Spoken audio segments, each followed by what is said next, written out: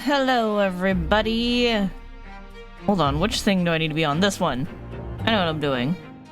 Hey, how's it going? Happy Saturday, y'all. Welcome on back to Ace Attorney Saturdays. It has been a while. Dare I say, almost a month. Hold on, Momo. I gotta turn your camera on this scene. There we go. There's the cat.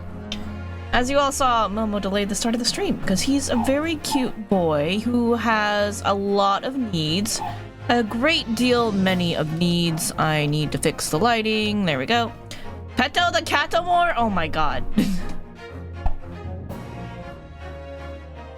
What about your other redeems? Do you not want me to hydrate and sit up straight? Something in my eye. It was not there a second ago. I feel like I moved. You did those... Oh my god.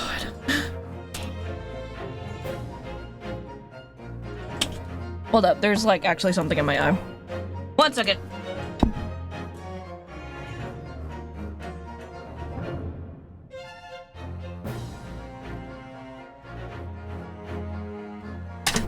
I got it. We're good. Okay. Save. I can't save the game. I didn't even get a chance to start the game yet. Oh my god. Alright. Hi everybody, how's it going? Happy Saturday. This is a cat, so it is also Catterday. Welcome on back. It has been a bit. We're here to play some Ace Attorney. I believe we're starting off from case 3. The Return of the Great Departed Soul. Maybe we should just load it from the beginning. So it's been a while. We could use the refresher of the opening scene, you know what I mean?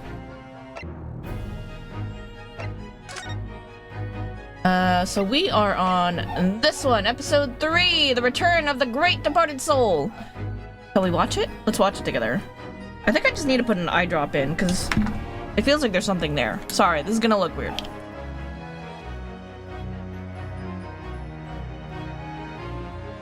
Do you know that when your eye gets dehydrated, like it gets too dry, you can feel like there's something in your eye, even if there isn't? Slash title, Catterday, Peto, the Cato, budding... What do you... No. This is why you don't have mod powers. You would abuse them. I'm pretty sure you would. This is why you're only a VIP. Shaking your head.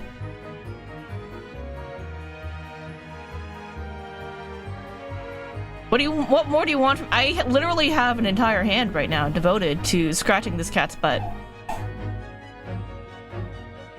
He's very cute though. Are you chewing on the pillow? What are you doing? Did you just bite the pillow? Cats are weird, man. They're very cute. They're just weird. Now he bit me. Alright, you're done. You're done. We're gonna start the episode. We're done. Yep, we're gonna start from the opening. Let's go.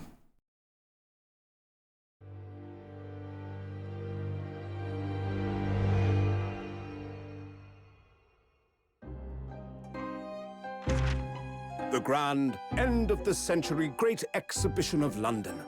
Surely there is not a soul who has failed to hear of it.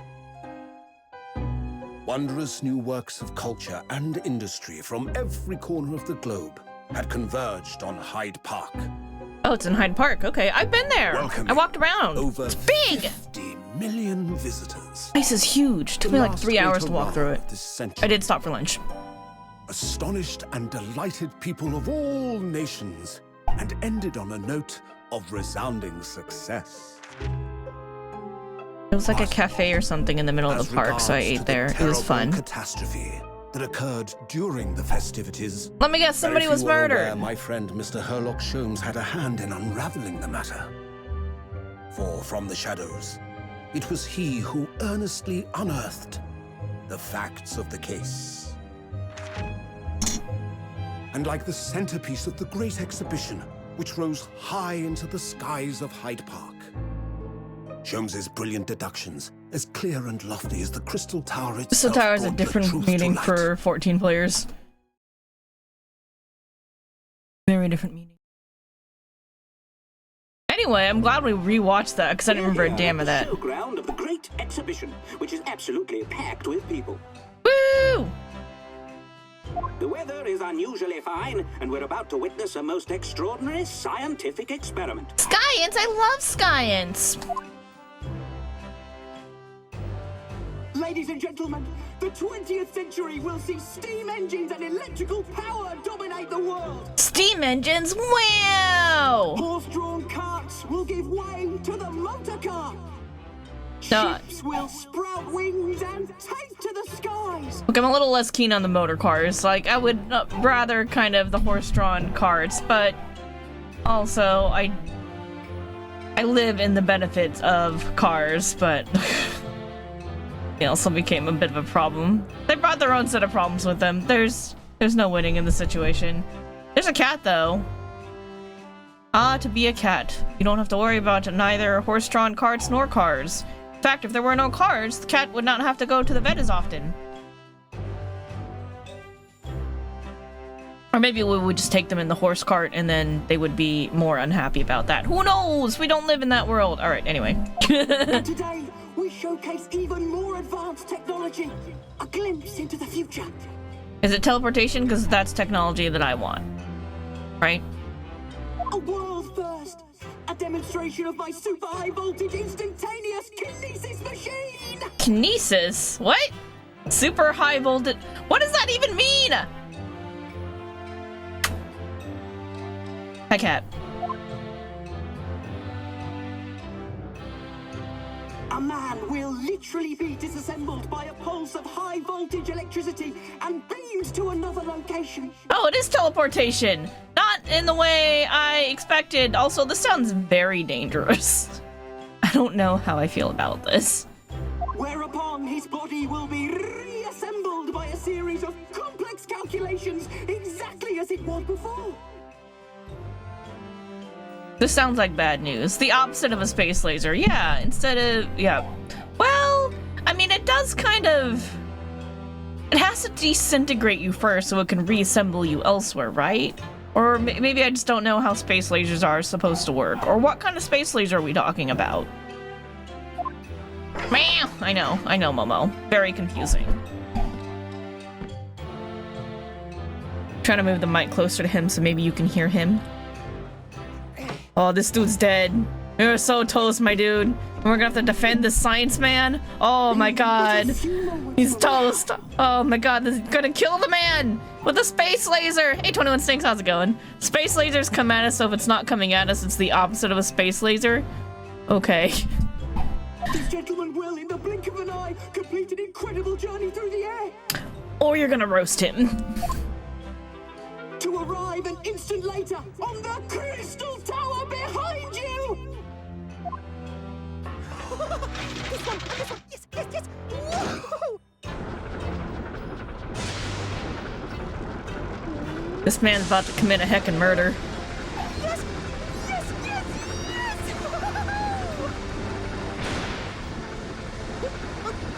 No, please, that's not what I wanted!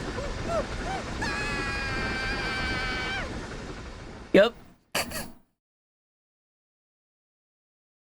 Well, that went to shit. Hey, we're a month in the future. 22nd of October, 9:36 a.m. Sholmes is sweet.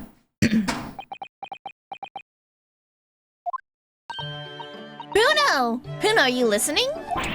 Oh, sorry. Was that Iris? What's the matter with you? You've been miles away all morning. Didn't you like what I cooked for breakfast? No, that's not it at all. What are we talking about again? Today's paper! It's full of news about the Great Exhibition again. We've been hearing about this exhibition since the first game, so pretty excited. Ah yeah, the Great Exhibition. I'd like to go sometime. Are you leaving, Cat? Are you leaving? Momo, where are you going? What are you doing? You in or you out? That's just your tail. Alright, bye. He's out. Okay. Alright, there goes the cat.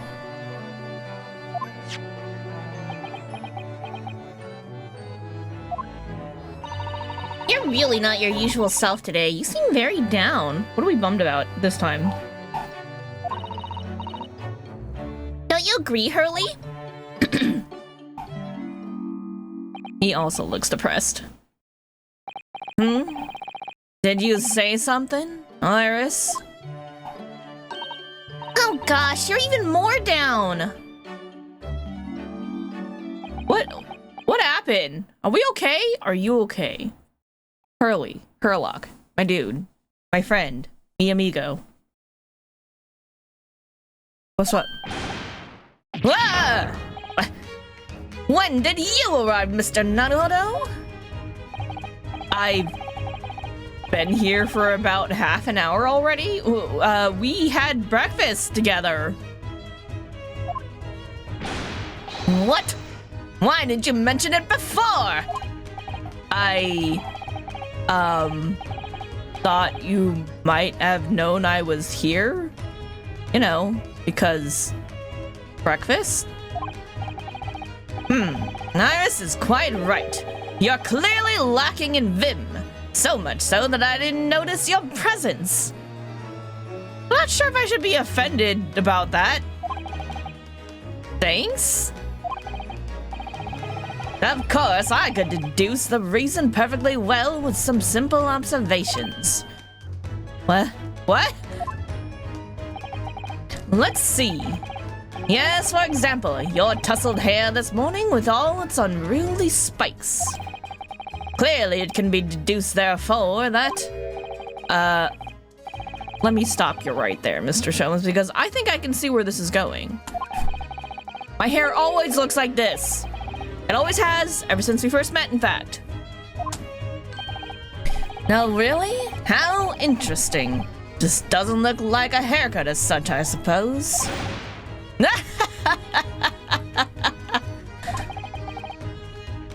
Thanks again. It crossed my mind recently that it's been 6 months now. 6 months? Since I was forbidden from working in court. Why did that happen? Explain. So I've been wondering how much longer I'm going to be banned. What did you do? Oh, well, that would explain why you seem rather glum. Don't you agree, Hurley? Did you also get banned from doing something? Did you say something, Iris? Ah, back to moping. Okay.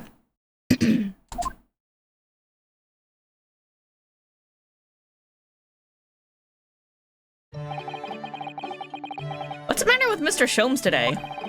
Seems even more down in the dumps than me. I know! And the great exhibition has opened. You'd think he'd be excited. Oh, why don't we all go to see it together? I want to! Of course I do! But I can't. Not for the time being. What did you do? Why not? Why not? Why not? Because I'm a great detective, after all. Sorry, I'm embroiled in some tricky case that you can't be distracted from. Is that it? I don't remember hearing that you're working on a case, Hurley.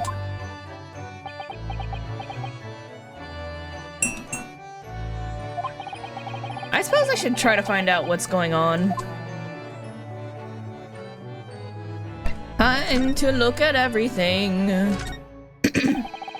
I do love a good fire in colder months. Watching the flames flickering and dancing about is just so very relaxing. Cleaning out the chimney isn't so relaxing, though. No, getting covered in soot isn't my idea of fun. You know, Hurley decided he was going to clean it out himself last year. But you can guess what happened, can't you? He got himself stuck inside the fire. Or sorry, the flue! Wow, in the fire would be something completely different. He's a very slim man, I admit, but there are limits to where a fully grown man can fit. Every time he dozes off by the fire, he has nightmares about it. Alright then. I was in a hotel recently where every room had a fireplace, and that was amazing. It was super fun. I love a good old fireplace. All these different pieces of evidence from cases that Mr. Sholmes has solved are very interesting. The trouble is, Hurley forgets things so quickly, he never remembers why these things are relevant. The other day, for example, he saw the orange pips that were there and decided to plant them in the garden. Pips? Yes, they've all sprouted now. We have 5 new little plants. Oh, well, I don't know what case they were from, but Mr. Sholmes can get oranges to grow outside in England. He should change his profession. I'm assuming that oranges don't grow well in England. Ah, yes, the huge metal chest with the lace cloth laid on it being used as a table for tea and coffee. It's very sturdy, that's for sure, and firmly locked shut. That chest contains my father's detailed records of Hurley's many cases. Yeah, so I've been led to believe, though personally I've never actually seen inside. And that's the way it will stay. Those papers are a secret between Daddy and me. You go opening it uninvited, you might find yourself being bitten. What? Is there a beast in there inside? A beast inside there or something? Like, what did you put in there? She clearly booby-trapped it, right? Right? Pretty sure.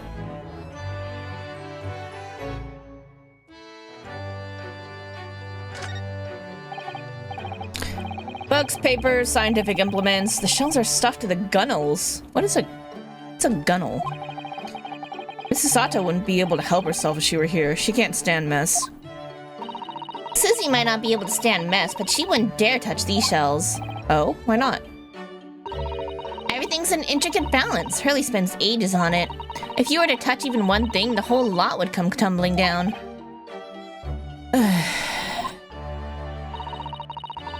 Susie noticed it was a very delicate arrangement right from the outset.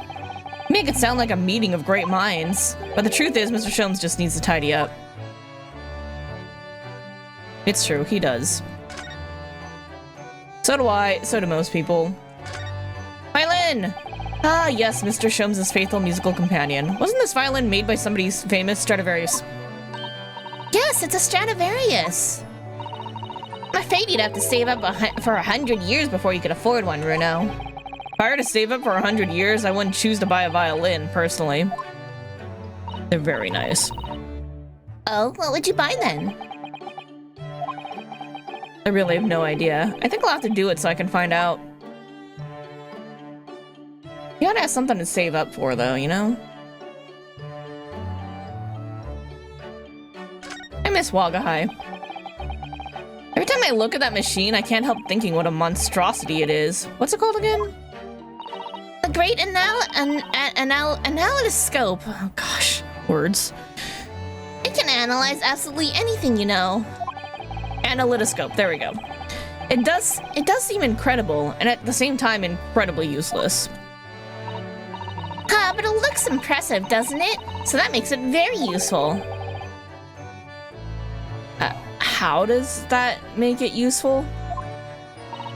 Because it means you can pawn it for lots of money. The pawnbrokers always make idle remarks like, what an incredible looking machine.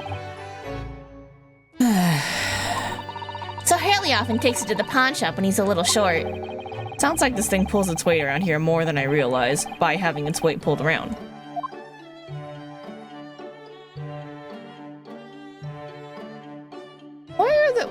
Why are there bullet holes in the... Okay, you know what? Sometimes it's better not to ask, right?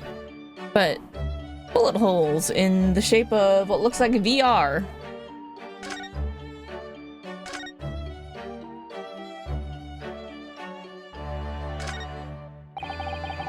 There's so many different bottles up there on that charming little set of white shelves. Oh, do be careful, Bruno. You mustn't try the contents of any of those bottles, even if you're hungry. Because it's poison. I wouldn't do something stupid like that. I'm not a child, you know. Well, I wish I could say the same for Hurley. The other day, he polished off a full bottle of one of my alkaloids. You what? He said he was hungry. I'll be extra careful.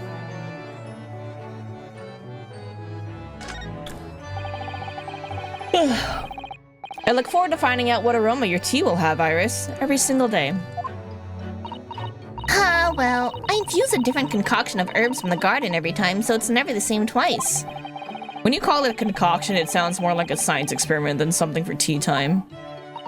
Oh yes, that's because different blends can have very different properties.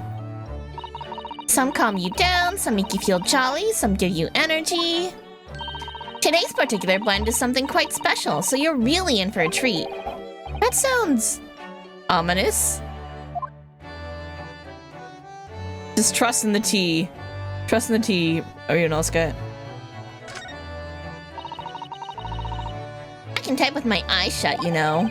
I can believe it. When a deadline's approaching, you sound like a Gatling gun. That reminds me of a dream I had the other day. It was such a funny one. It woke me, actually. I was typing for a whole hour in the pitch black, but I didn't make a single mistake. That's incredible. But then, when it got light, I found that there wasn't any paper in the machine. Now I wonder if I'd actually been typing at all. I think you might just have fallen asleep on the job.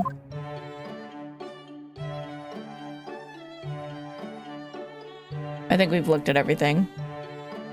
Alright, we got all of our dialogue. Back to talking. Oh, wait, hold on. Every case. Look at my armband. Oh, Mr. Sholmes, about this. Shh, not another word. Ah, yes, I see. This would be a color, or a breed of miniature canine with a particularly long neck. And for winter use. Actually, it's the armband I always wear that symbolizes my role as a defense lawyer. Precisely, which leads us to but one conclusion. Your arm is, in fact, the particularly long neck of a miniature canine. You just hate being wrong, don't you? I'm starting to wish I'd never shown him this now. The man's barking mad. He just hates being wrong.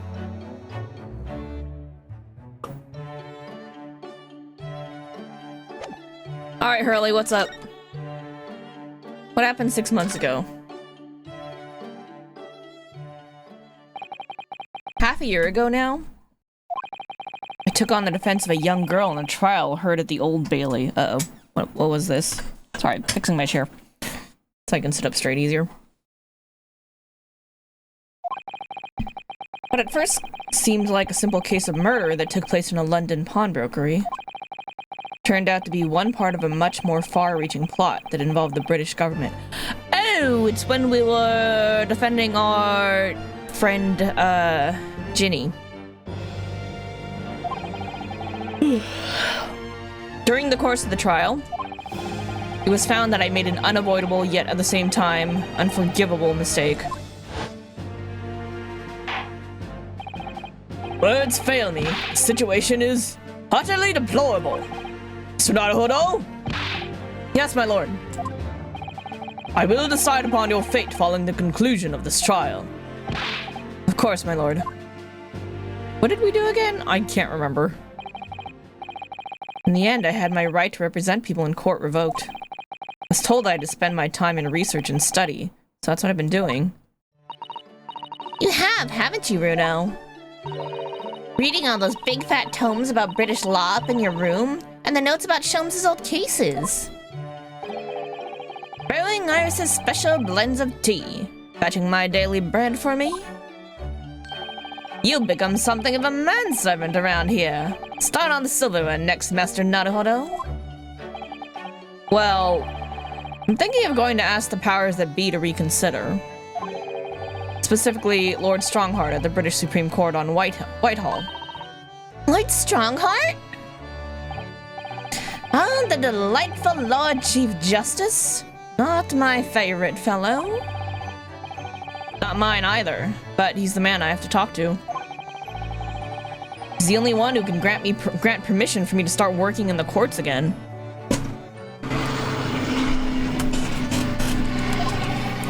I came to Britain to become the best lawyer I could. And I can't do that just sitting around here. The Great Exhibition. The whole of London has been swept up in this great exhibition, hasn't it? The most advanced science, the most modern technology, and the finest works of art and feats of engineering. For the next 6 months, our capital will be showcasing these things, and the world will be watching. Oh, do you know what I'd like to do? I'd like to look down on London from one of those lovely balloons. Look down on... Do you mean those things? Fly? Hot air balloons? Yes, they do. Yes, of course! They fly high in the sky and don't even need wings to do it. All you need is hot air. But how? How does hot air have anything to do with flying? It makes no sense! I can't understand it at all. Mysteries.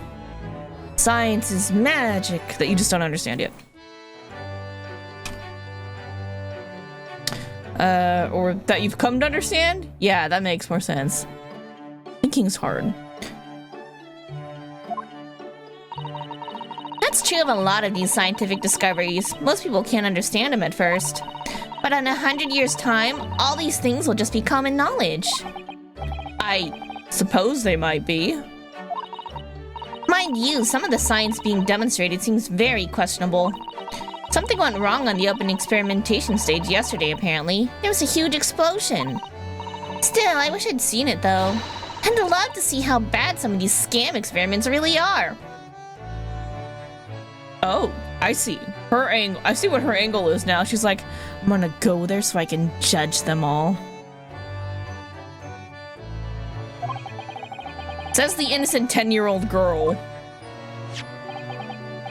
See here, every page of this paper carries some article or another about the Great Exhibition. But the brighter things shine, the darker the shadows that are cast behind them. Personally, I find myself drawn to the darkness, to the impenetrable. That is my proper atmosphere. Great Exhibition newspaper! A newspaper containing various articles about the world-leading science and technology on show at the Great Exhibition being held in London, at Hyde Park. Shadows cast behind? Is that a metaphorical way of referring to the back page of the paper?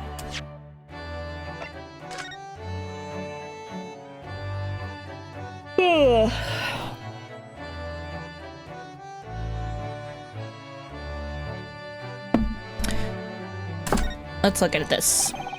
Every article on the front page is news about the Great Exhibition. Public experiments to demonstrate brand new scientific ideas, cultural exhibits from around the globe. It's also positive and hopeful about the coming century. We must all go to see it properly before too long.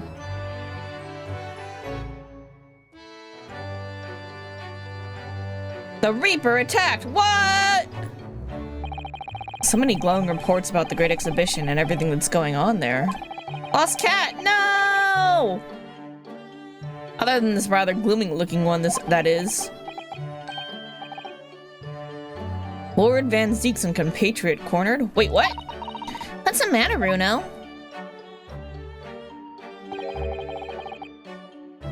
The Reaper attacked. Ruffian something to intimidate man of justice. Prosecutor Baron Van Zeeks came under threat, yet heavily armed assailants. Knives and pistols. The sight of the something, his companions, blackguards. Reporter who, to the police, of crimes. Exhibition, the city, to have such occurring in the Chief Justice's office. Response to this latest incident. Assume this is Van Zeeks and his condition. In tomorrow morning, Lord Van Zeeks and compatriots cornered, so it sounds like they got attacked.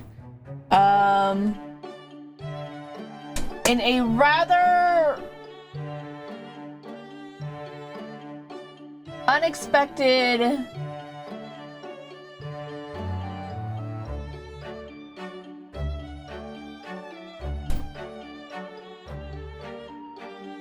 unexpected fashion.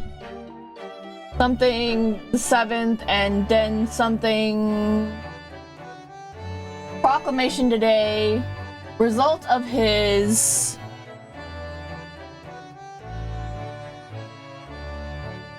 something to who inner of the prize.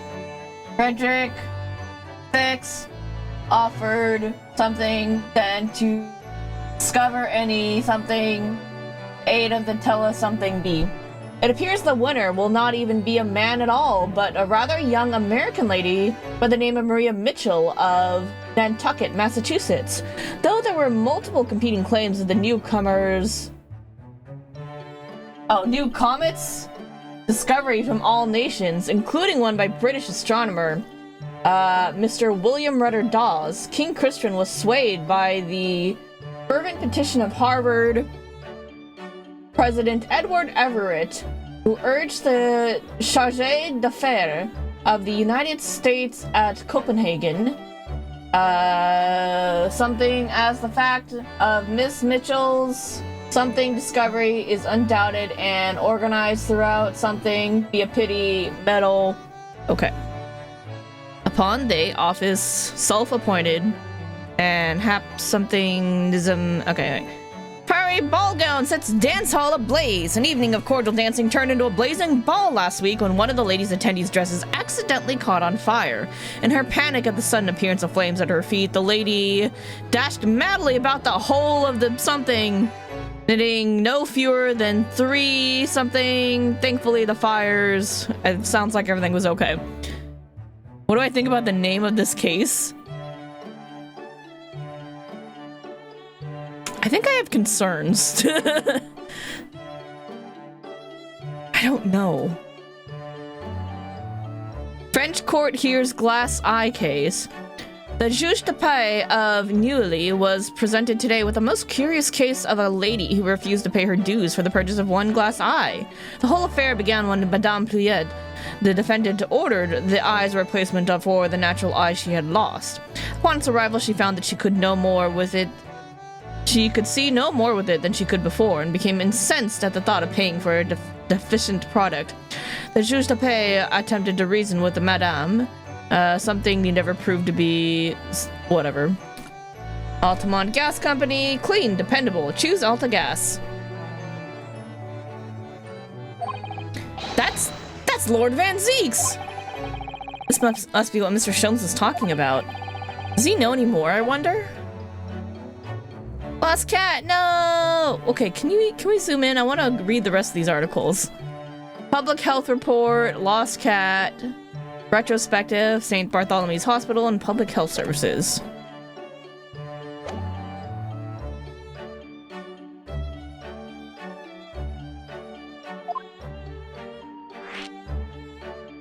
Let's talk about his gloomy mood. Are you investigating a particularly tricky case at the moment, Mr. Sholmes? You could say that, I suppose. Nothing more to add. That's not like you. What sort of case is it? Shh! Quiet, Mr. Naruhodo.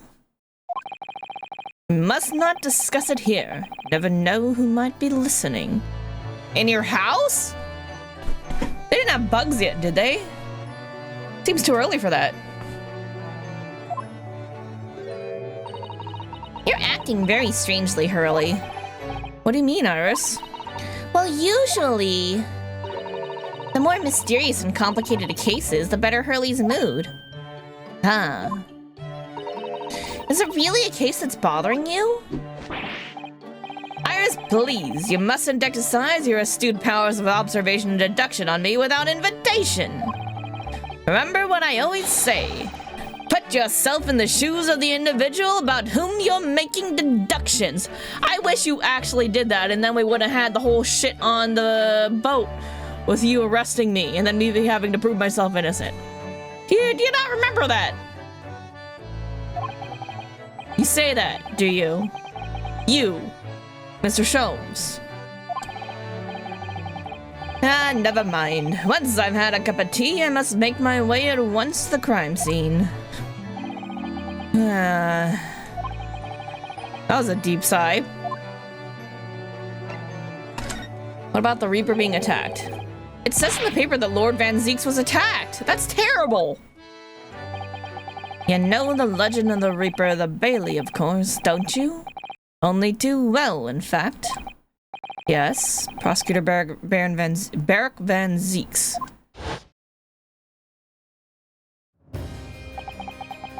They say if the Reaper is the prosecutor in a case, there's no salvation for whoever's in the dock. Even if the defendant is found not guilty, once the Reaper has someone in his sights, one way or another, that person's time left on this earth will be short. London's finest rogues always find ways around the law. They'll stop at nothing to secure an acquittal at trial. falsifying evidence, paying sham witnesses, threatening jurors, and bribing judges. But even such devious tactics as these cannot save them from the hand of the Reaper. As you've experienced yourself, haven't you, Mr. Naruhodo? Yes, I've seen the Reaper's retribution at work. Many of these criminal rogues are reckless and quite unafraid to die. The leader among their fraternity is seen to have been taken by the Reaper. Retaliation like this does occur. Really, the capital has a never-ending supply of such scoundrels. So, do you mean Lord Van Zieks has been attacked like this before? This isn't the first time? He's quite an accomplished combatant, you know. Doesn't take these attacks lying down. Although, it seems that his assailants were armed with guns this time. Yep, that would do it. Oh my goodness! Is he alright then? Is Lord Van Zieks hurt? My dear fellow, how on earth would I know? Well, in the article here it says, as to what of Lord Van Zieks and his condition, all will be revealed in tomorrow's morning edition. Ah, I see. Well, we shall have to be patient then. No, I can't wait until tomorrow. In that case, you shall have to inquire with somebody in the know. But who? Lord Strongheart, perhaps?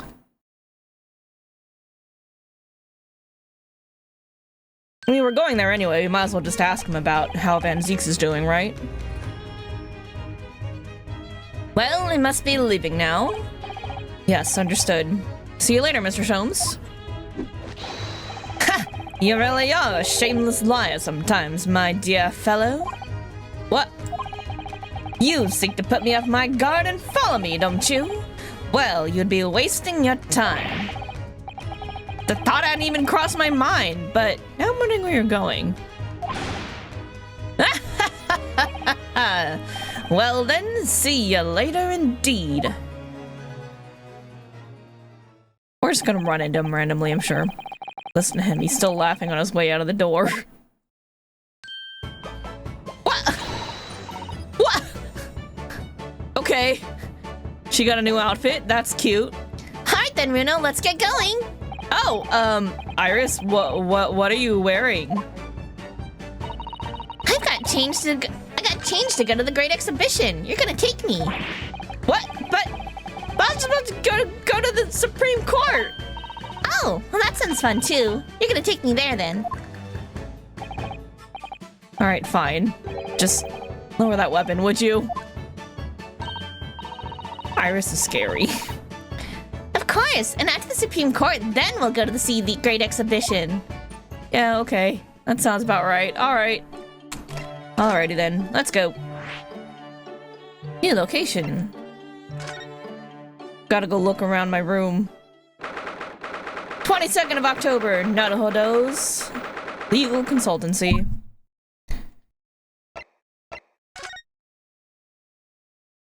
I gotta look at everything. Kettle's gently simmering away there on top of the stove as usual. It's kind of Mrs. Sato to send that Japanese tea. You really like it, don't you, Iris?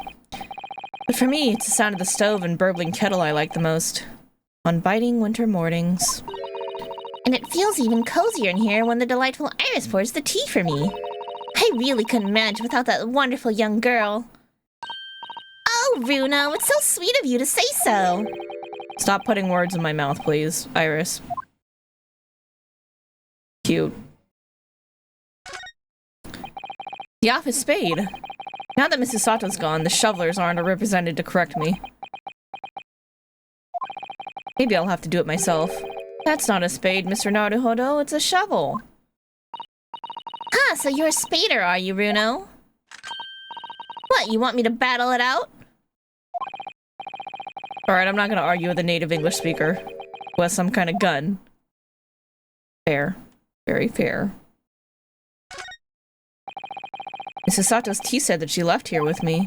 I still think green tea is just too bitter, though. Thank goodness for sugar and milk. Mr. Sholmes certainly wasn't expecting the acrid taste that one time. I've never heard anyone let out a scream like that before. Or seen anyone fall down the stairs quite like that either.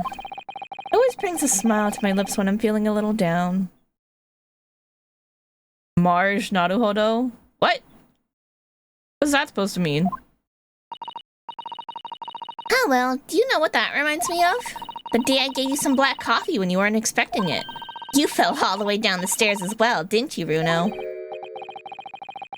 Yes. Do you think we could try to forget that, please? Iris, that doesn't bring a smile to my lips at all.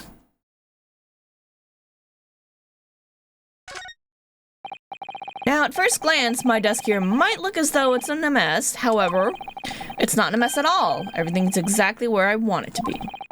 Whenever Mrs. Sato looked at it, she'd put her hands on her hips and say, "Oh dear."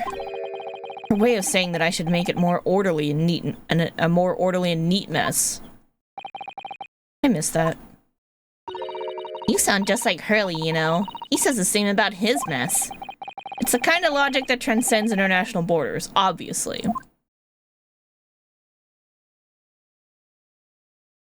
The Daruma. Ah yes, the Daruma doll I brought with me from Japan. I always intended to color in the other eye once I'd become a fully fledged lawyer. But it's still winking at me, like it's trying to say, I can wait, take as long as you need. Aw. Or maybe not. I'll just have to keep on doing the best I can, I suppose. I could color it in for you, Runo. Just that one eye, is it? No, no, no, no! It needs to be done with a bit of ceremony, Iris. It's not just a toy for coloring in, you know. Not a toy. It's Mrs. Sato's desk. Suppose it won't get used now that she's in Japan. We'll just have to wait here patiently for its old friend to return. Even now, I sometimes find myself pouring a cup of tea for Susie by mistake.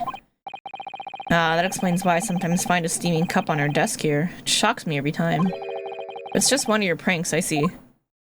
It's no prank, I miss her! Don't be rude, Runo.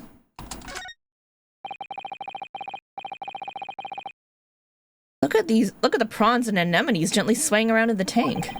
Regular cleaning, some food, and fresh seawater is all they need. And some conversation, of course.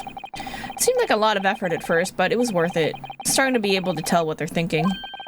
Funny to think that so many people in London had aquariums like this once, when they were in vogue. You'd never expect to find sea anemones in the middle of the capital. I think I'll have to name them soon. Oh no, Runo's disappeared! What? I expect he's been eaten by Hurley. I think I'd prefer it if you used your imagination more when naming the sea life. Don't name other people's pets. I never did see what Mrs. Sato's room looks like.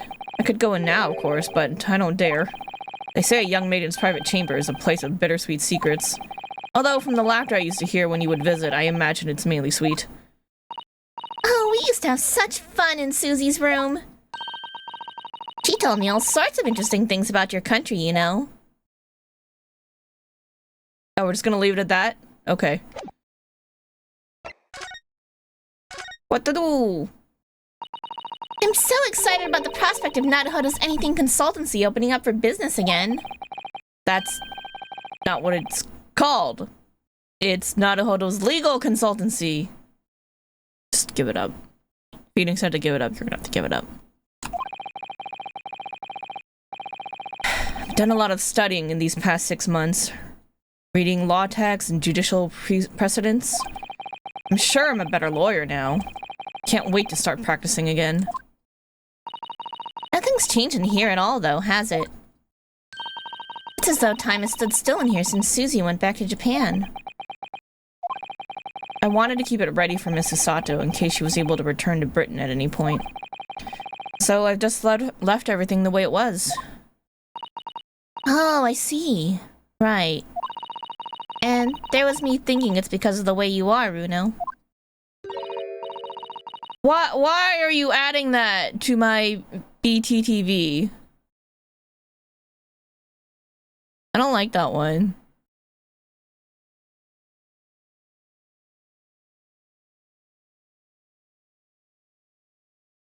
You know, never bothering to tidy up, I mean. Iris, this isn't the time or the place to bring up my tidiness, or lack of it.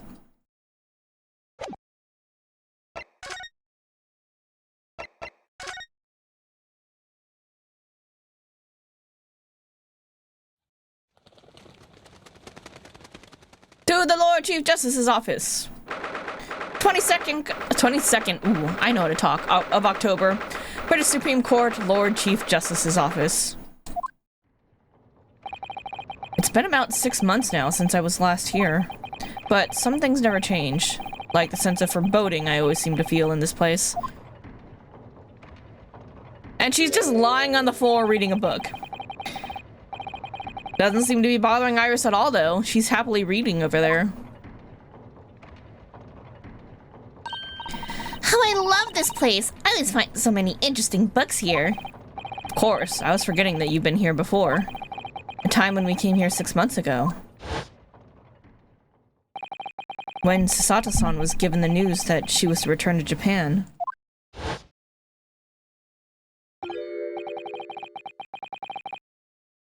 Ah, I understand you wish to speak with me. Oh, Lord Strongheart. I trust you've been keeping well? Let's see. Since you arrived and requested an audience, it's been 4 hours, 32 minutes, and 26 seconds. I've kept you waiting a while. My apologies. Oh no, not at all. I like nothing more than standing around staring into space. Good to know. Good to know that doesn't appear to bother him at all. Male Strongheart. Lord Chief Justice of London. He's the man who allowed me to start practicing as a defense lawyer when I arrived in Britain as a student. You need only savor the air for a moment in this grand office to understand his preeminent status. As strong as you will be aware. I was reading his name into that sentence, it's so weird. As you will be aware, the Great Exhibition of London is now underway at last. We're extremely busy as a result. Policing the grounds, guarding the new technologies, dealing with petty crime. And furthermore, as of next month, we shall open the International Forensic Science Symposium. Oh, I've not heard about that. Investigating authorities from 40 countries around the globe will be taking part, including from your own land. Forensic science is the future! The world must embrace it! Emma would be so happy to hear that. As we're the hosting nation, I have much to do. And it is my highest priority. If others must wait for my attention as a result, so be it. Well, it's nice to know where I stand. Boys want your Costella. Oh, the cats want your Costella. I mean, of course they do. It's probably tasty. So, you wish to consult with me? Of course, I can very well imagine what this is about. Thank you for agreeing to this meeting, my lord. I want to be allowed to start working as a defense lawyer again in court. That's what brought me here today. Say that out loud, Ryunosuke. Out loud. Use your outside voice. But actually, there's something else playing on my mind, as it happens. Bruno, just take a deep breath and come out with it.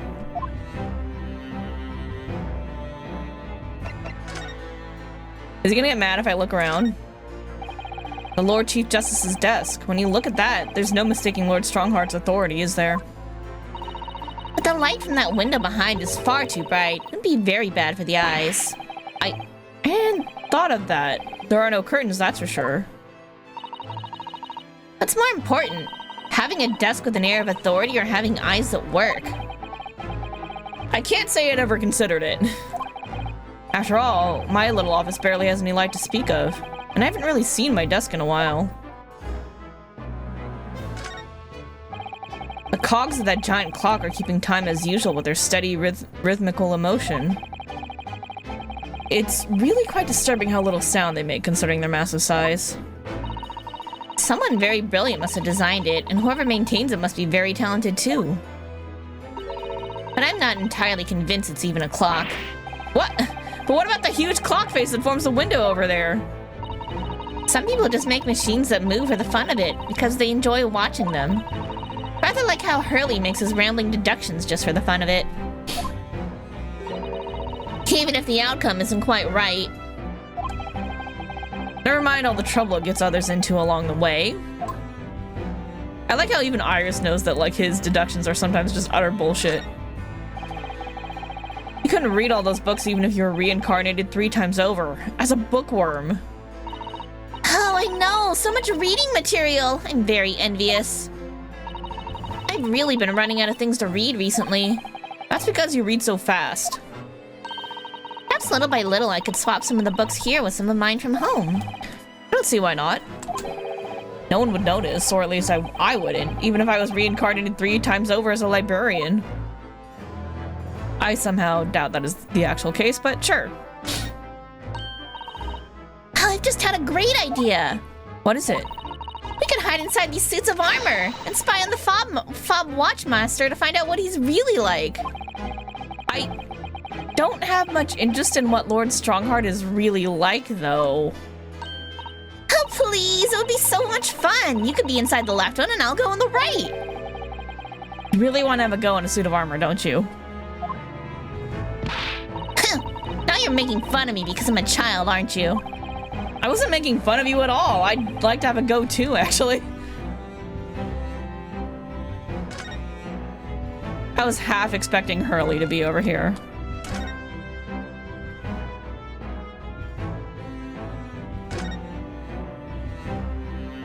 Nope, no Hurley at all.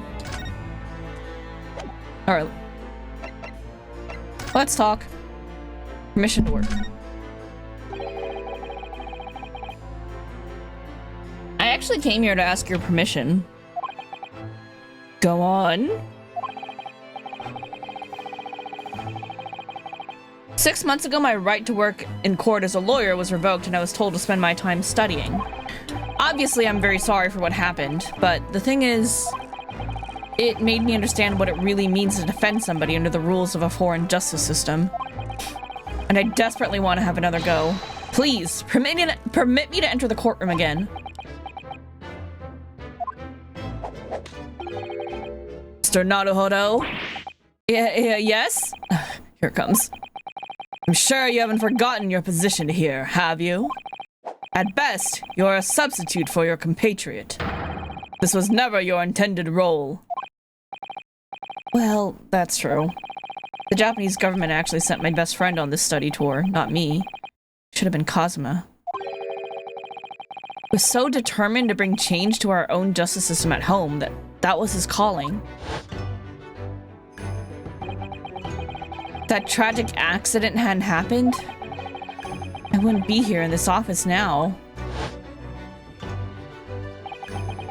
Mr. Asogi was my best friend, you see. That's why I can't leave it unfinished.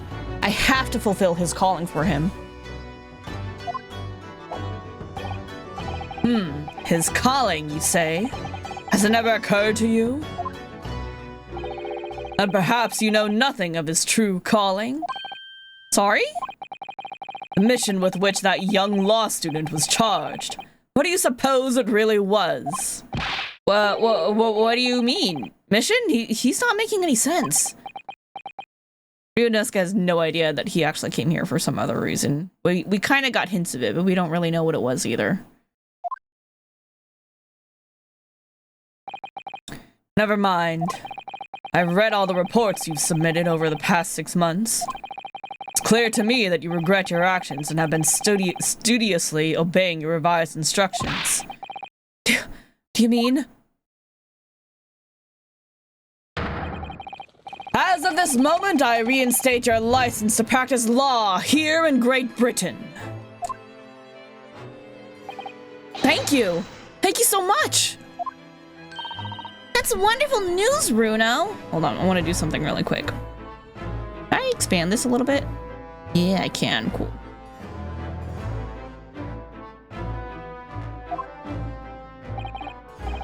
In fact, I believe I have the perfect case to mark your comeback.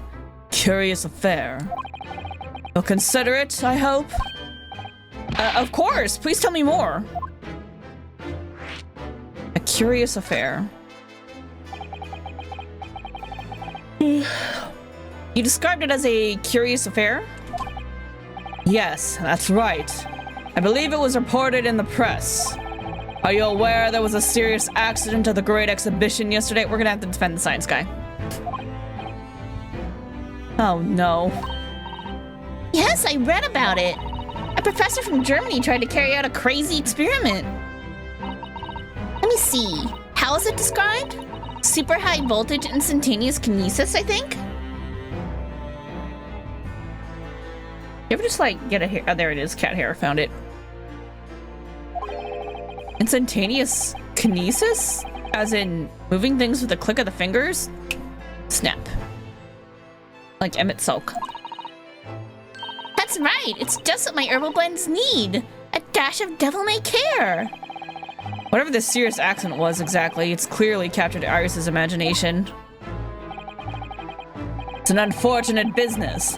A large explosion engulfed the public experimentation stage and a man lost his life.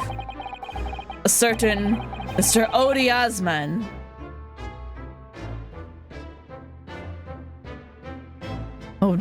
Odi as an investor and well-known figure in society. A large explosion? A man died? The man responsible for the experiment was Professor Albert Harebrain.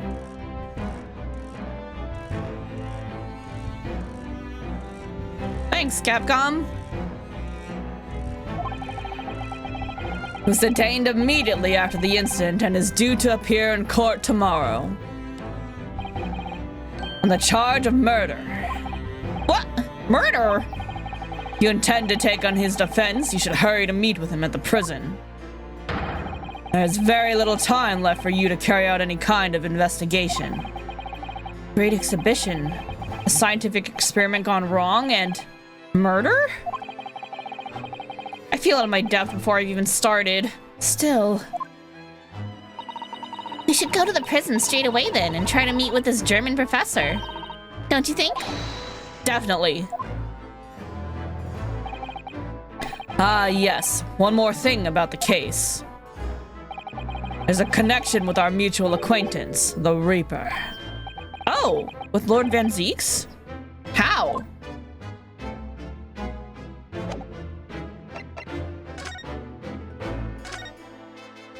Hold up. Gotta present this to everybody. By the way, Lord Strongheart, about this. The symbol of a defense lawyer in the Japanese judiciary. Oh, I didn't expect you'd know that. We never accept foreign students before first researching the legal systems of their current home countries. But such trinkets are merely for show. The only true measure of your worth is your performance in court. Yes, right. I show you the newspaper. Oh, that reminds me. Have you seen this? The reports of the overwhelming success of the Great Exhibition? Of course. No, not that. The story on the back page. What story?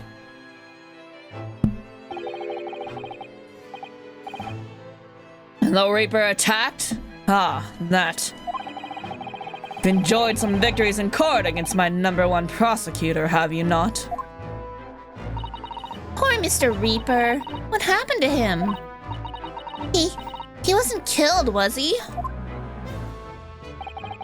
There's no need for concern. Lord Van Zeeks would not be so easily dispatched, I assure you. Can you tell us what happened? I'd really love to know. Very well. But it interests you. It does, strangely. Alright, we'll talk about the Forensic Science Symposium first.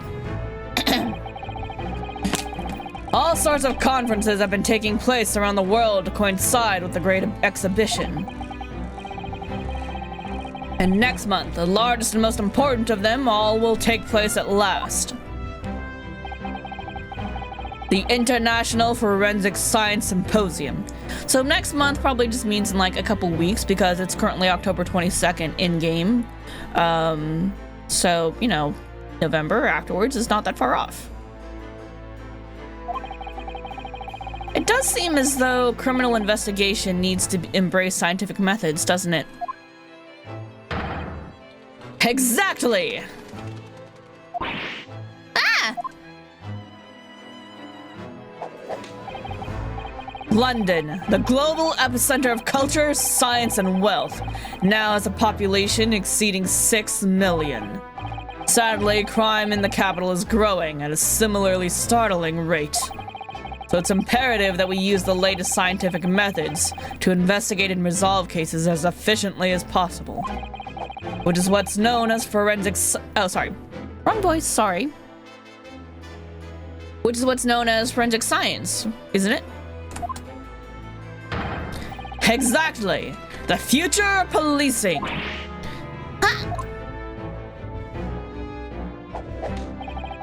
Regrettably, however, Britain is currently dragging its feet when it comes to the adoption of forensic methods. Oh dear, that's alarming. Exactly! It's extremely alarming! He's very intense. If I were Her Majesty's Attorney General, you can be sure the numbers of crimes committed and resolved in London would be very different from the current figures.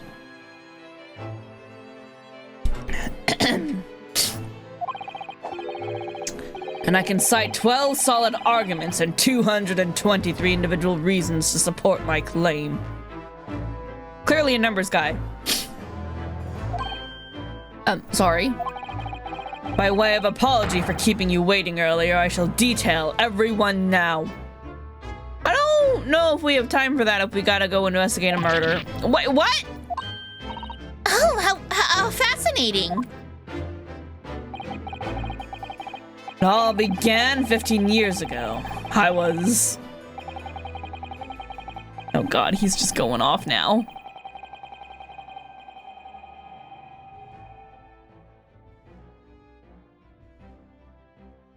Space out. How many hours has it been? I got his entire life story just now. Wow, wasn't that fascinating? Y'all, wasn't that fascinating? And that more or less sums up my feelings on the matter, in the simplest of terms, of course. Essentially, to formally establish a forensic investigation division within Scotland Yard. Yep, so fascinating. Wow, that was the most interesting story ever. On the edge of our seats we all were. That is my mission. Oh, right. Yes, that's wonderful.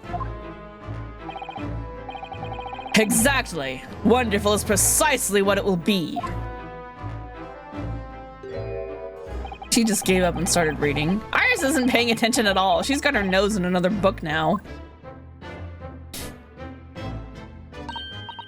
Oh, is it over? Did you learn anything useful? No, I just completely spaced out.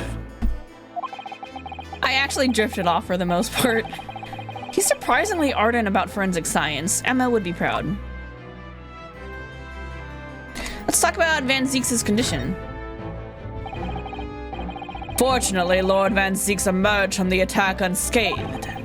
Street ruffians are no match for that man. He's a very capable fighter. But that's incredible! They were armed with guns! Why was he attacked, though? Do we know? It's related to events that occurred a month ago. A leader of one of the capital's criminal organizations was indicted and prosecuted by Van Zeeks. The man was acquitted. No doubt large sums of money were involved behind the scenes. Large sums of money? Deplorable situation. Members of the jury were bribed, it seems. However, despite winning his freedom, the man in question met a dramatic end yesterday. But you're not suggesting that was the work of the Reaper, surely? The victim's henchmen certainly seemed to think so. Oh. It was a man by the name of Asman, Mr. Odie Asman. But isn't he the victim in our case that we're about to take on? Did Did you say Asmon? That's the man who died in the big explosion at the Great Exhibition. Yes, known publicly as an investor, but in reality, the head of a significant criminal organization. Unbelievable. I wonder, could I ask you something, Lord Strongheart? Try me. Why do you use Lord Van Zeeks as a prosecutor?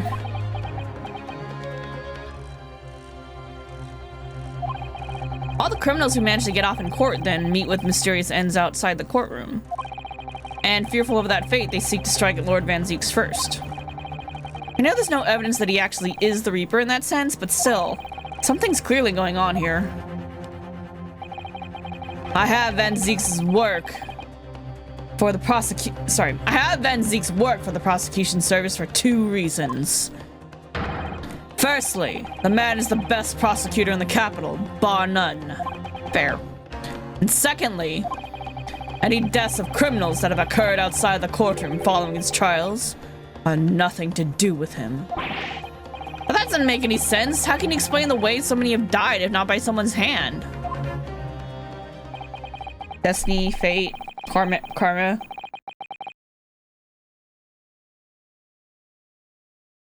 Van Zeeks may have earned himself the moniker of the Reaper, but he is no killer. So he will continue to prosecute on behalf of the Crown. Unless he wishes otherwise, of course.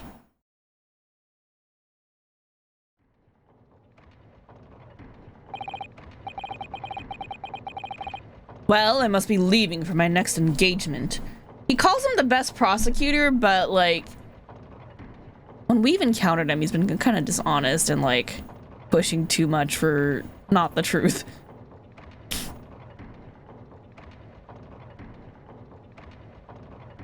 Sorry, I'm just listening to the beat of the thudding.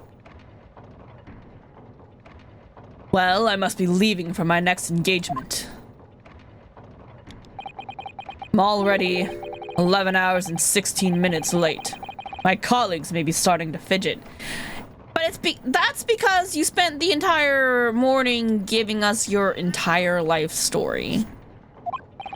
11 hours late? That's quite something. The meeting had already started when I arrived back here for this engagement with you. So lateness was inevitable. Time stops for no man.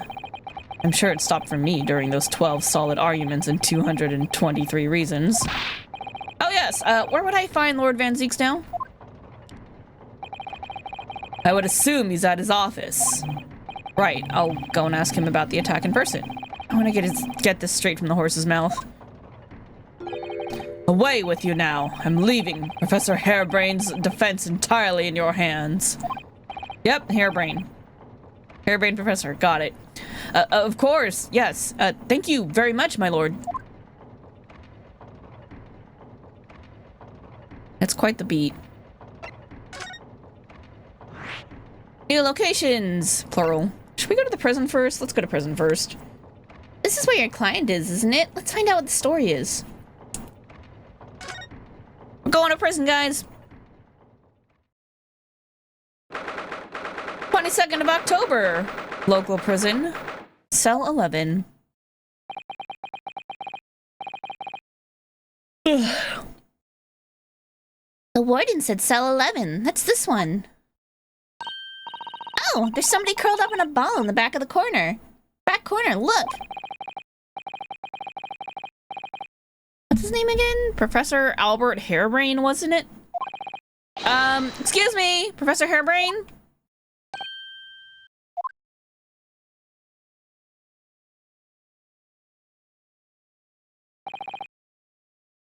Who are you?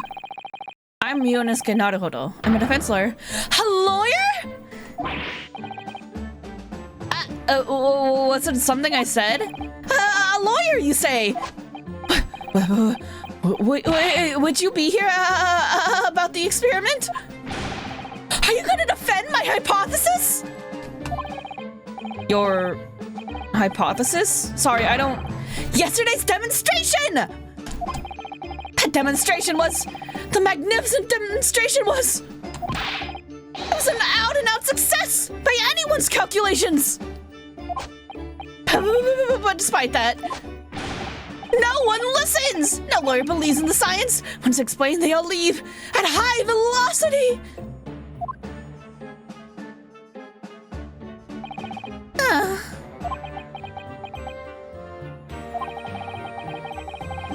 That's probably not a good time to mention that your zeal made my concentration leave for a while, too.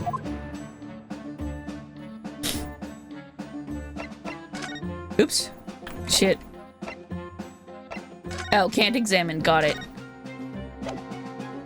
We gotta show it to everybody. Fascinating! Yes! In Japan, where I come from, it's the symbol of a defense lawyer. Wearing it is very bracing, I find. The words make some sense to me, but they're entirely illogical. What do you mean? Well, for example, I find this white laboratory coat that I wear for my work very bracing too. However, in my case, there's a perfectly logical reason for that feeling. Oh, really? What is it? I purchased the wrong size by mistake. This one's too small for me. Sleeves, especially, are extremely bracing. I could barely move my wrists. That's what you call logical, is it? Of course! It's entirely logical! That's science, Mr. Naruhodo! Yup. How could this have happened? You must feel awful. As well as a man losing his life, the Crystal Tower was greatly damaged too. I know what happened! It must have been that! That? The day before the demonstration, I had my usual meal of Frankfurters at the hotel restaurant. When I paid the bill, they gave me 3 shillings too much in change. But instead of saying anything, I just slipped the coins in my pocket. They're still there now! It's divine retribution for my wrongdoing. That's what this all is! For a scientist, he has some very illogical anecdotes. Long and illogical.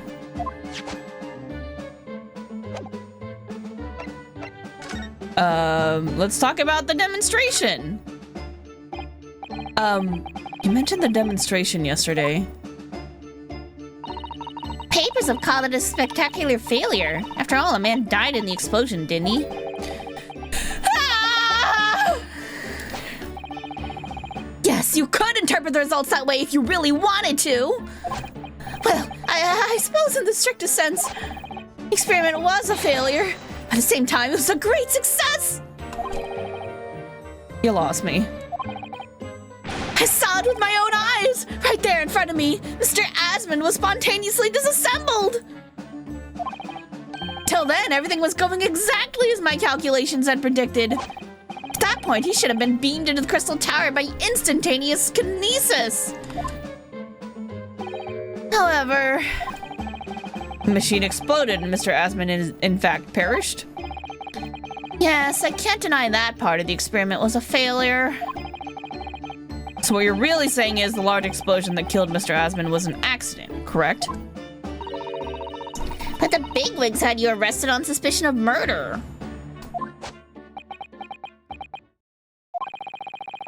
I was responsible for a man's death. That is the immutable truth here. And for that, I wish to be punished at once.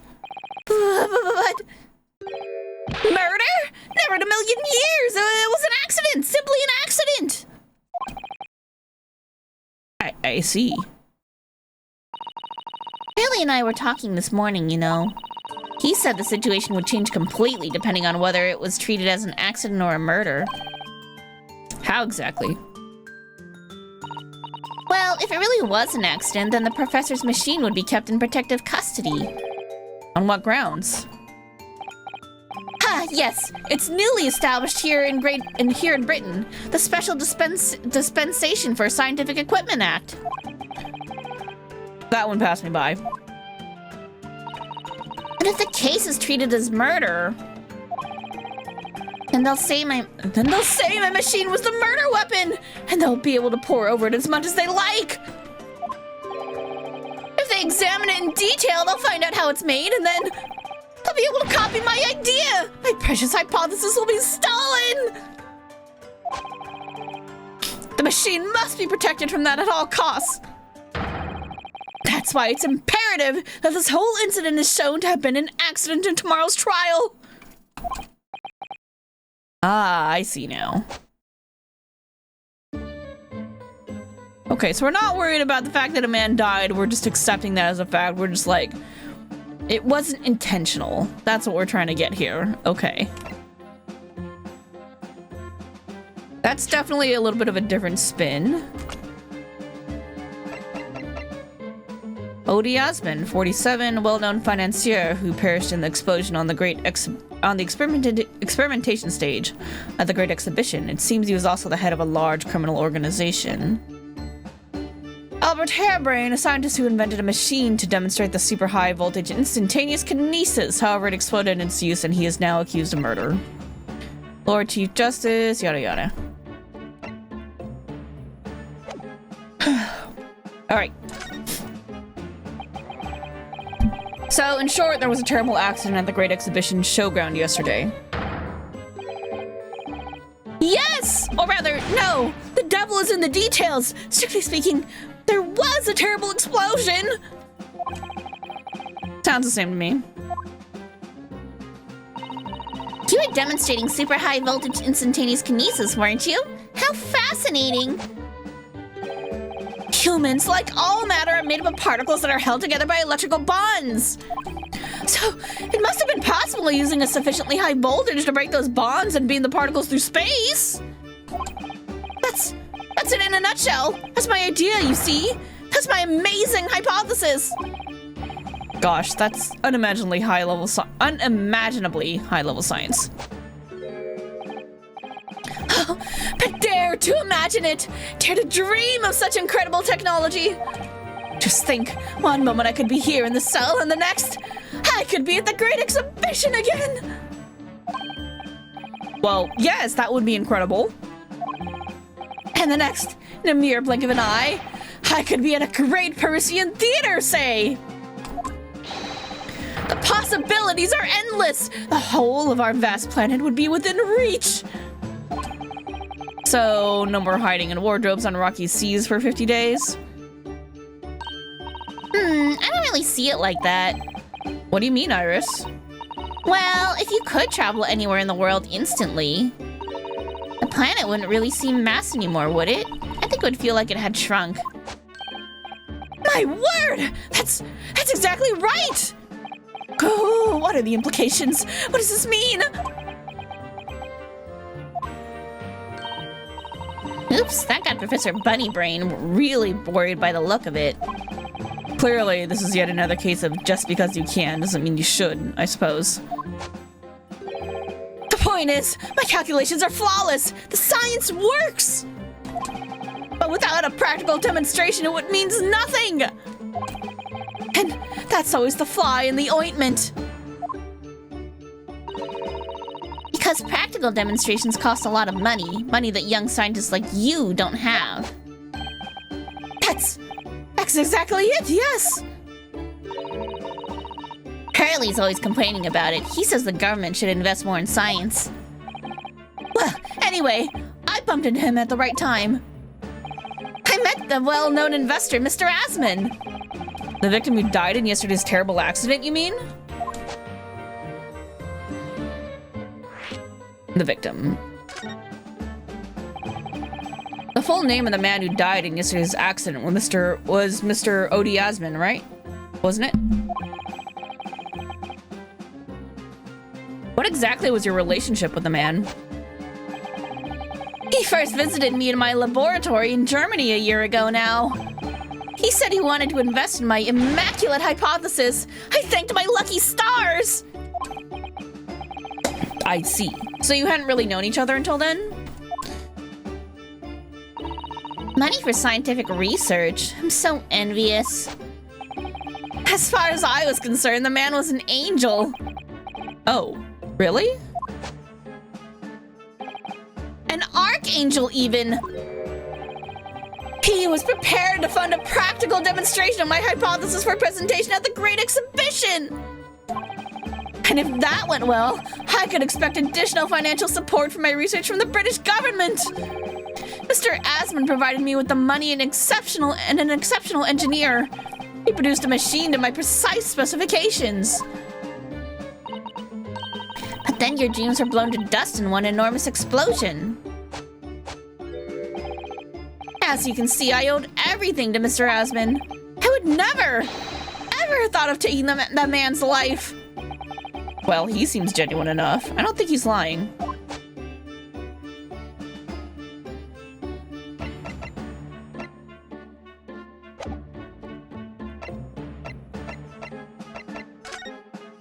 We clearly need to go get more shit to show him. Alright, to the prosecutor's office, the private office of Lord Barrick Van Zeeks, within prosecutor's office building. You haven't been to this place yet. Don't forget to take me with you when you go. Yes, let's not forget Iris in prison. That would be weird, right? We've never been here before. We can look around. He's got a giant picture of himself. Right, of course, of course. Everybody has that, right? The vanity of it all. Wow, that's a lot of bottles and quite a few chalices ready to be broken. 22nd of October, prosecutor's office. Ooh, so this is the legendary Reaper's office. Yeah, it appears so. Ooh, sends a chill down your spine, doesn't it? What an amazingly deathly atmosphere. Oh, is that? That hooded figure was so still I hadn't noticed his or her presence. I wonder who it is. What are you doing here? Ah! He's an unwelcomingly... He's as unwelcoming as I thought he'd be. Actually, maybe even more so. Oh, I'm glad to see you're well. I am. So, who's the person over there by the wall being punished for something or other? No punishment is taking place here. Oh. They look like they're involved in a ritual, though, which is a little weird. That's my apprentice, and he's sitting there of his own free will. I didn't know you had an apprentice. Must be the same person who was pictured in the newspaper. With the weird mask? With the Asian mask? Please tell me his name's not La Habrea.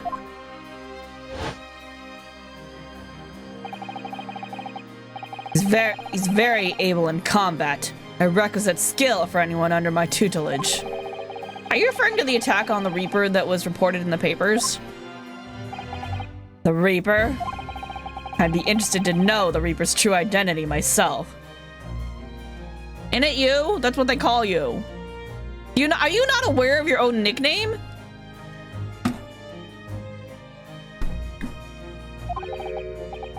Assuming, that is, such a fabled fiend genuinely inhabits our great courtrooms. Seriously, are you not aware that they're talking about you? Lord Van Zeeks' desk looks... Wait. Oh, Lord Van Zeeks' desk. Look! It's so stylish. And that's a marble chess set beside it. Chess? That's the Western version of our Japanese shogi game, isn't it? You know, I'm actually quite good at shogi problems. Oh, really? You'd probably like chess problems in that case. I'd love to challenge Lord Van Zeek sometimes. To a bout of shogi problems. If you only really want to challenge yourself, you can always do that on your own at home.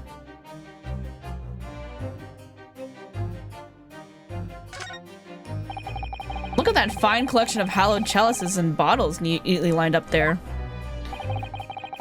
My hallowed bottles are filled with the essence of the finest grapes from the finest vineyards I visit. And I personally oversee these chalices being made by the finest crystal craftsmen in the world. Are you sure they're not like a little mad at you for breaking them so easily and often? Or maybe you're the one keeping them in business, so maybe it's okay. Maybe you're like a one-man funder for these businesses. And yet you throw them around in court like they were worthless. Yes, because this imbecile is so unimaginably and repeatedly wide of the mark sometimes. Oh, before you open your mouth next time, you should consider the poor artisan whose works you defile. You're the one doing it, though! Control your temper? Don't try to blame that on me. So, it's my fault? Silly me, how could I ever have thought otherwise?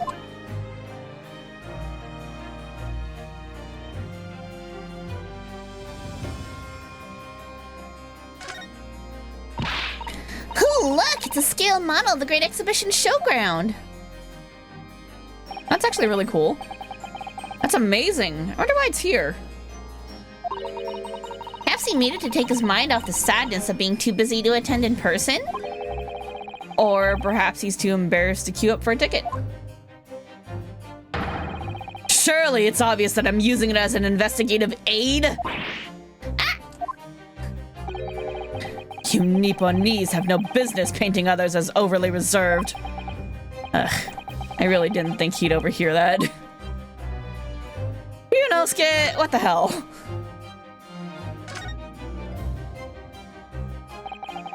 That portrait really dominates the room, doesn't it? It's a very majestic outfit and pose, but sadly, whoever painted it didn't do a very good job of capturing Lord Van Zieks' facial features. Yes, you're right. I mean, it's not far off, but the artist has exaggerated his subject's handsomeness, I think. That reminds me. I heard Emperor Napoleon of France ordered artists to make him look more attractive when they painted him. How vain. That's really not an attractive quality in a person, is it? That portrait does not depict me. Surely that's immediately obvious. Who is it then?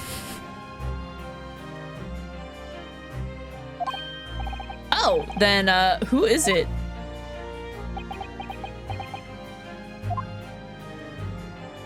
You don't want to talk about it, but I want to know, buddy, old pal. We've been through so much together. Tell me a little more about yourself. We're friends, aren't we? No, we're not. I'm definitely not friends. That is a lot of casts. Barrels. Yeah, casts. Look at all those ancient casts lying the wall there. Casts in the Reaper's chamber? Why are they caskets? You don't think all those people who escaped conviction in court are lying and send them dead, do you? What ridiculous notions are going through your head, man? This is my collection of fine vintages. Oh, yes, of course. Thank you for clearing that up. Runa and I were just musing to ourselves. Don't mind us, Mr. Reaper. I wouldn't if you hadn't invited yourselves to my office to talk nonsense within my earshot. It do be funny, though. It really looks like a punishment to me. He's just sitting on the floor writing. Like, what is weird about that? They just came into Van Zieks' office and start insulting him. You're always so thrown off when characters say, man, in this game. Yeah, it's true. We are being pretty rude. We just like waltz in here. I haven't even talked to Van Zieks yet, and I'm just looking around his office, commenting on the decor, and then making fun of him. Like, we're pretty rude. We're pretty rude right now. I've never seen someone sitting like that before. He hasn't moved a muscle since we arrived. You think perhaps he's dead? If he was dead, Runo, he wouldn't be sitting up, would he? Well, anyway, dead or alive, he's not overly approachable, is he? I don't think he's gonna talk to us. He's not dead! I don't see what's wrong. Like, you would sit like this in Japan. Like, why would you think this is weird? Wait, what was this? What's back here? Oh, why are there bats? What the fuck? What? There were bats? Yes, the Reaper's familiars, I expect. But what about the mute man in the dark cloak? I thought he was the familiar. Just not the flying kind. be a dear friend of Mr. Reaper then. He already told us that that's his apprentice. That was the first thing he said. I think the familiar idea is more likely. Scary though, either way. Why the man have bats in his office? That's a little weird. You want to look at my armband? I know you've seen this around my arm before, but what is it exactly? It's the mark of a defense lawyer, in Japan at least. And what's your reason for showing it to a British prosecutor? Oh, well, I don't know really. I just like to show it to everybody. I can understand, at least. There's merit in reminding yourself of who helped you become what you are today. Oh! And that's a personal matter. Something you may want to keep close at all times. Not something to flaunt. No, suppose not. Thank you for understanding, though. Inspirational roots? We got an achievement for that! Cool. Alright, so that badge that he's wearing has some kind of significant meaning to him. Show him the newspaper. Lord Van Zeek's about the article in this paper. Ah, yes. Seems there was a reporter nearby when that little skirmish took place. I had no idea I'd been photographed. It was careless of me. It looks as though it was taken after the people who attacked you had run away, though. Rest assured, the police have already apprehended every last one of them. But there's someone else fighting alongside you, it seems.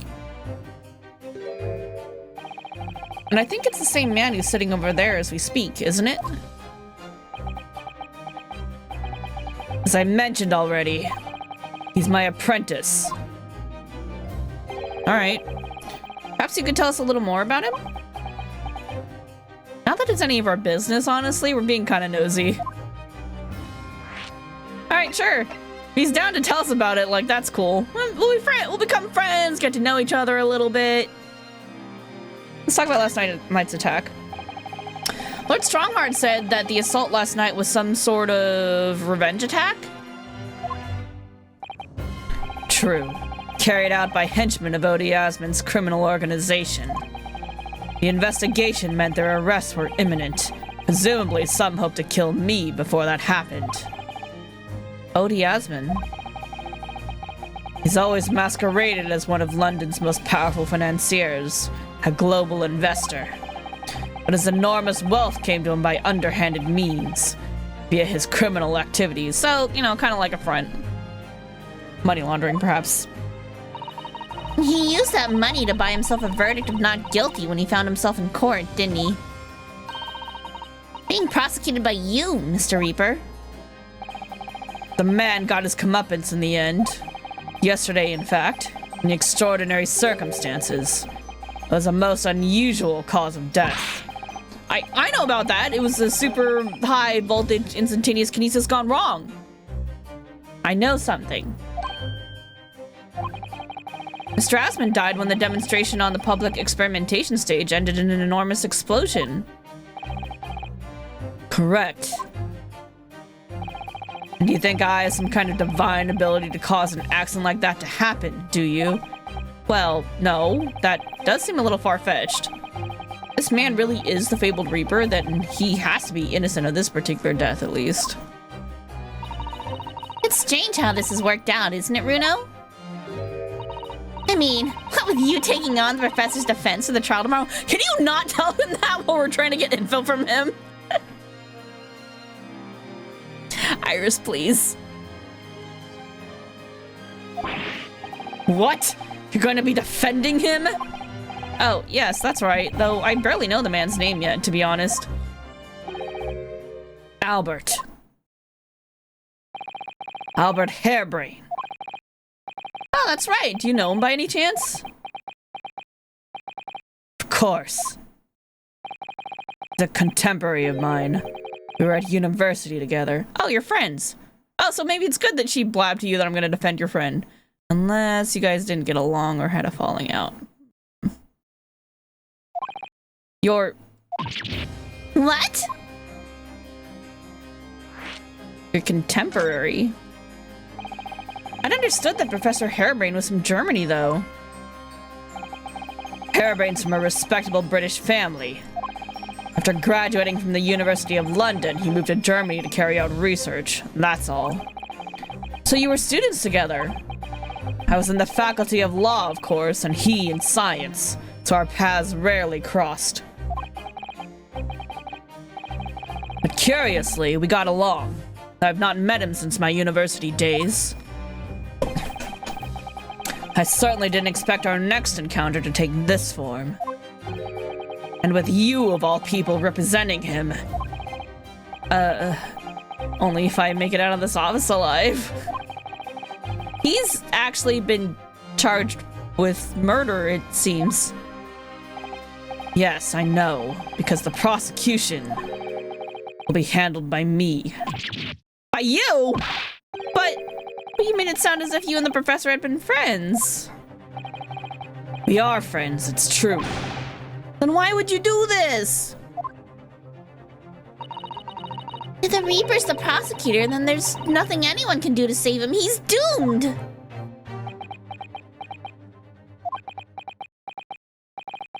What's Lord Van Zeek's thinking? Is this the case where we about to become friends? Because I'm down for it. I am here for this.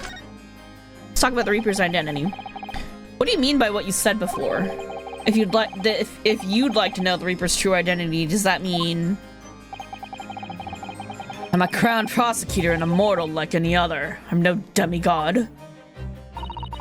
But they've all died, haven't they? The people you prosecuted, I mean. So it seems like there's somebody who's kind of following the cases and then committing vigilante justice when they get away. Specifically when it's Baron Van Zeek's or Barrack Van Zeek's cases. Possibly to use as a cover. Whether or not the trial ended in a conviction or an acquittal.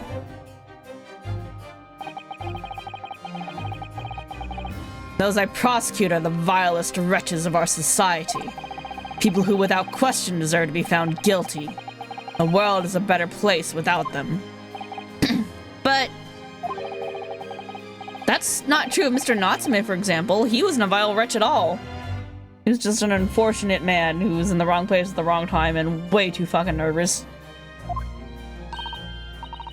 That was Jenny. In fact, she's ever so hardworking now. I can't deny that since I encountered you, things have taken a turn. But the point is this. If any of those vile wretches that escaped justice subsequently died in mysterious circumstances, it was at the hand of their own kind. It's not my work. Lord Strongheart said the same. He believes you're not involved in any way. You were attacked by those ruffians because they believe it's true. The fact is, since people started to call me the Reaper of the Bailey, the number of serious crimes in the capital has dropped substantially. Oh! That is a good plus if they're afraid of you and so they stop trying to commit heinous crimes. Like, that's a good thing, right? It would appear that even the most hardened criminals can be made fearful for their lives. Fair. Do you mean to say... I mean to say that if my pseudonym serves a useful purpose, I adopt it gladly and with honor. But it's putting you in danger. You could be killed. That's why he and his apprentice need to know how to fight. That's fine. I think. I don't know. I mean, for the good of society, apparently. I guess that's what they're trying to go with. That is my fate. Let God decide. Why are you touching the thing that you said was a memento? Which I'm now seeing also is on the painting as well. So this must belong to whoever this is. Perhaps a brother? Or something? Well, it does look quite a bit like him, so my guess would be it's a brother. And the brother died. Perhaps was in the military? And then he keeps this as a memento to remind him. And it may have been what set him on the path of being such a hardened prosecutor. Speculations. Lord Van Zeeks. Talk about your apprentice. He's in my tutelage to become a prosecutor. So you could say he's my apprentice, I suppose. Huh, like you are to Hurley then, Runo. I don't remember taking an apprenticeship with a great detective, but handy. They spin your chair to tell you how hangry they are. The cats are moving you? That's funny. He's currently compiling a report about last night's attack. It looks like he's wearing some kind of mask. On Lord Strongheart's orders. Nobody knows the man's face, or indeed his identity. But why would you agree to take on such a clearly suspicious individual? Does Lord Strongheart vouch for him, I assume? Lord Strongheart's orders again. He's not one for meaningless follies. There will be a good reason for his actions. He has to be one of those people on this mystery list that we read about, I think, at the end of the last game. Possibly he's like involved in like this big overarching story secret thing that's going on here. I hope you're right.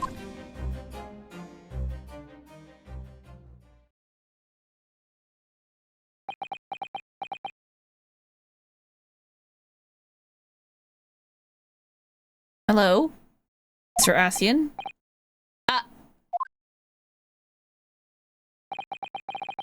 Task is complete. Good. In that case, you can collate all the briefs.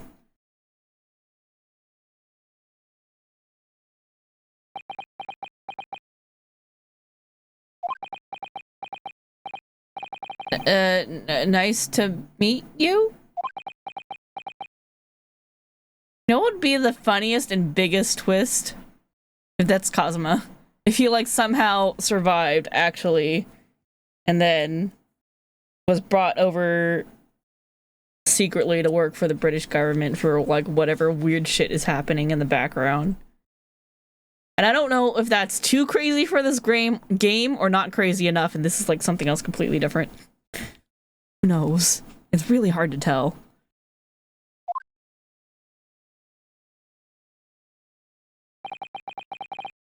Although, if it was Cosma or anybody else from Japan, it would explain why he's very comfortable sitting like that. And like, nah, I don't want like an actual like formal desk with a chair. Like, that's like not comfortable for me. I'd rather sit on the floor like this with a low desk. Very Japanese. I'm comfortable. And actually, I guess I can kind of sit either way. We do have a kotatsu and I sit like that sometimes. Anyway, back to work again. That was really strange, though. I've never met the man before. I didn't even know he existed, and yet... somehow I didn't feel like our first encounter. Oh my god, it's fucking Cosma, isn't it? Don't bother trying to converse with him. He says nothing to anybody from outside this office. Lord Strongheart has strictly forbidden it. Oh, I see. Why are you so interested in my apprentice, anyway? I don't know, I was just curious. It was like some weird dude in a mask. I got questions, man.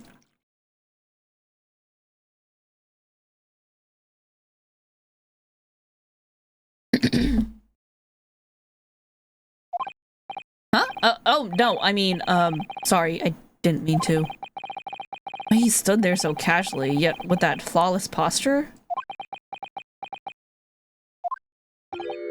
It couldn't be.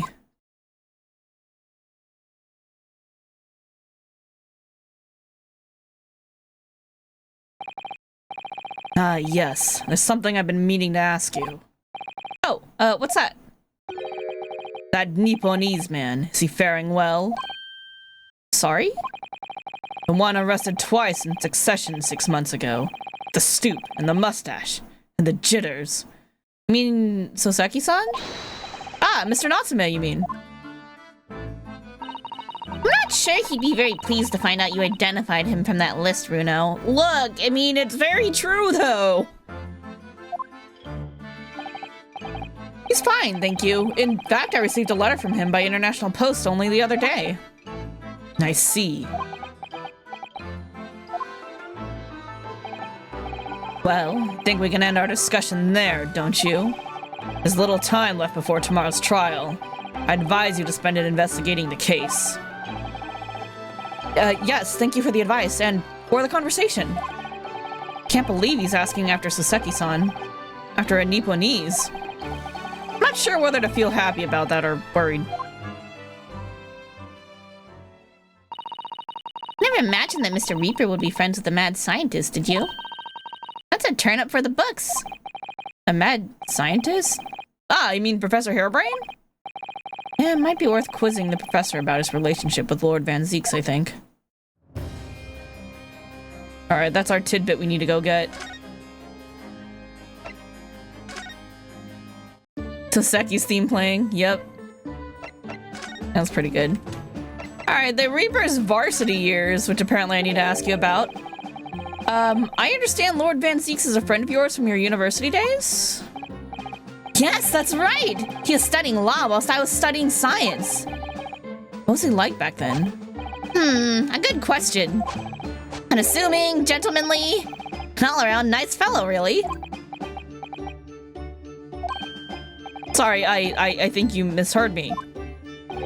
I'm talking about the cold-hearted, merciless prosecutor, Barak Van Zieks.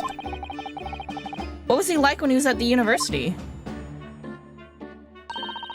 Talk about a leading question, Runo. As I said, an unassuming and extremely pleasant gentleman. After all, he is the little darling of the Van Zieks family, with all its great aristocratic origins. I didn't realize he had quite such noble blood. Little darling? It was a bit of a shock when I came back to Britain and learned what he'd become. The Reaper the Bailey, no less. Yeah, that's right.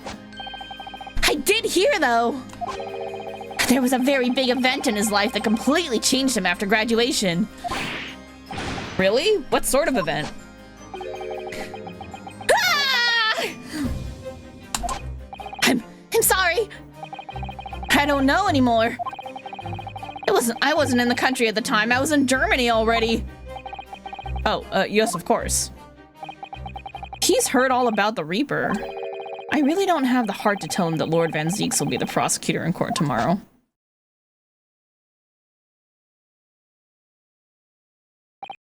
So, Professor, let me just make absolutely sure I've understood you properly. The huge explosion that occurred yesterday, that was an accident, you're saying?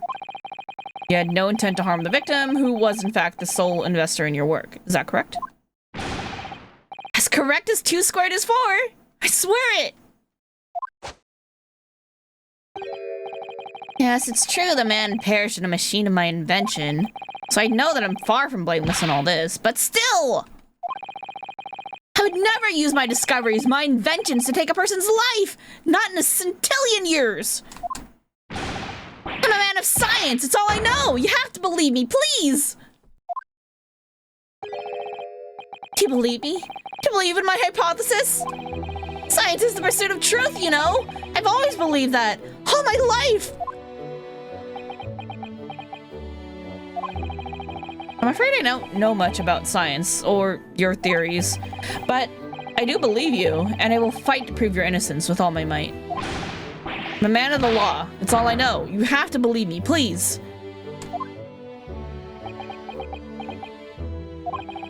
When I went to live in Germany after I graduated, I learned something very important. Nationality, class, lineage, none of that matters. As long as you try your hardest, you can achieve anything. Thank you for that, Professor. And thank you in advance for defending me tomorrow in court. All right, Runo. It's time. Time to visit the Great Exhibition. Sorry? Well, that's where the incident happened, isn't it? Yeah, I suppose that's true. Time to investigate at last. Hey, let's go. New location. Poor Professor Bunnybrain, but don't worry, we'll come to your rescue. This room is so dark. Mr. Reaper's eyesight will suffer terribly if he's not careful. I mean, he's got a big window behind his desk. The experimentation stage of the Great Exhibition and the scene of the crime.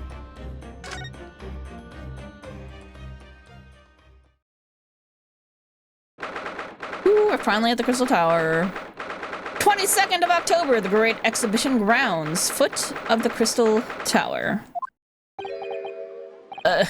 The showgrounds are a little too big for my liking. We've been walking around in dense crowds for 2 hours now, and I felt myself swooning 3 times. There are a lot of people, aren't there? I've almost been trodden on 3 times too.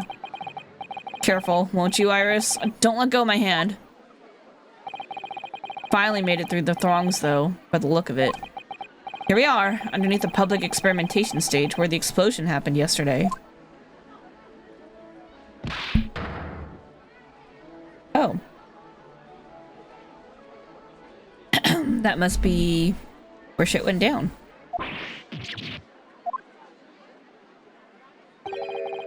What's that? I can hear voices from up on the stage. It sounds like an argument.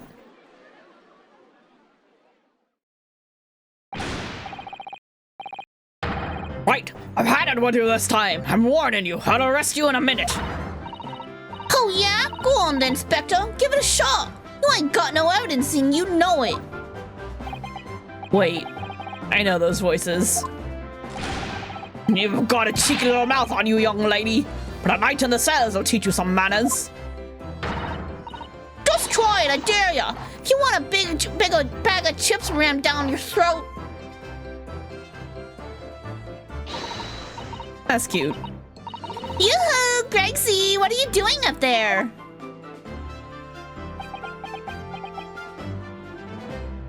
Hi, Gregsy. Oh. Ah! Here, it's you! Here! You're here! Here you are! You're here! Your ladyship! How are you, your ladyship? I do hope you're well, your ladyship. Does that make her 3 times a lady?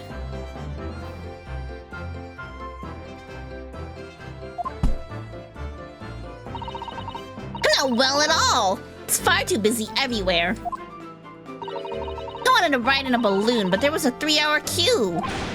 Unbelievable. I'll go and have a word for you at once, your ladyship. I'll be flying as high as a kite in no time once I pull some strings for you. Tobias Gregson, an inspector at Scotland Yard.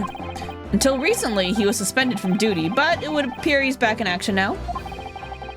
He's actually quite well known, appearing as he does in The Adventures of Sherlock Sholmes. And for... Hold up. Camera crashed. I saw it. I saw it happen.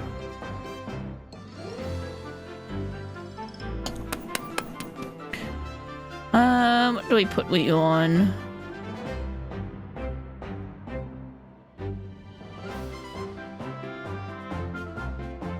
There we go. And for that reason, he can't say a word wrong to the story's author, Iris. But there are limits, surely. Or there should be. Watch it, sunshine! Sorry? What gives then? Don't tell me you're on this case. Yes, I'm acting for the defense. So we're here to investigate.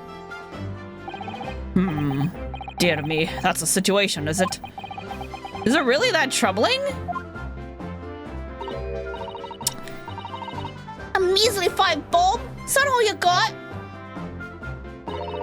You're a lawyer, ain't you? It's time to carry a bit more copper around in your pockets, Mr. Not Odo.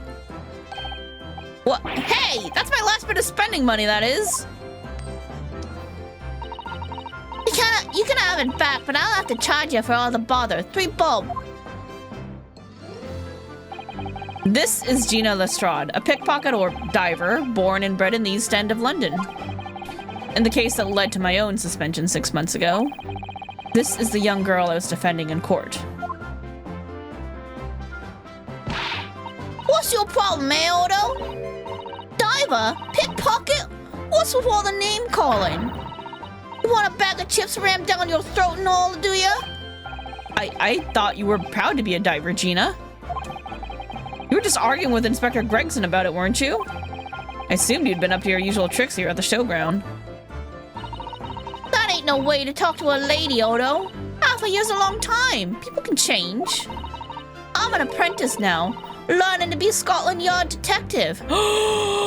She's apprenticing under Gregson? Aww. That's so nice. I love it.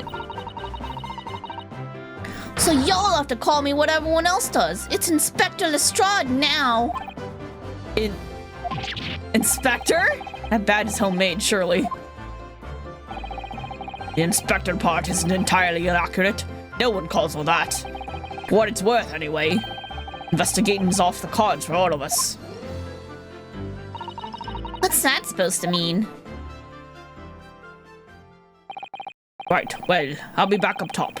You hold the fort down here, alright? Right, sir. Ads! Oh, okay. We will... Oh, shit. Hold up. Go to the history, and I will take a short break. I'm gonna be right back. I'll just run to the bathroom while we're doing this, while we're doing the ad. So, BRB. Whoop. Beam on me. Beam on me. When you...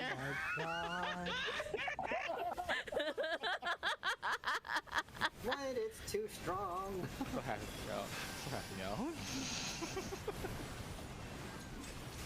Keep pouring it on. Need Beam, beam, beam. someone. Ooh, I'm so proud of you all. Bye. The strategies, the tactics. Ow!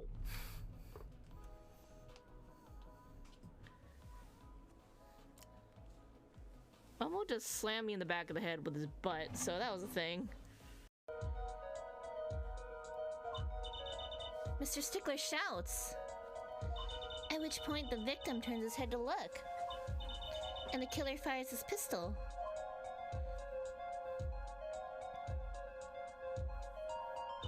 And that's why the bullet hit him in the right temple. No contradictions, right? We broke something, guys. Trucy became a block of tofu. It's like tofu percent in Resident Evil. We broke her. Tofu, what are you doing in this game? Look, look. Both made by Capcom. Both made by Capcom. I'm just gonna leave it at that. Stab. Oh no, you missed.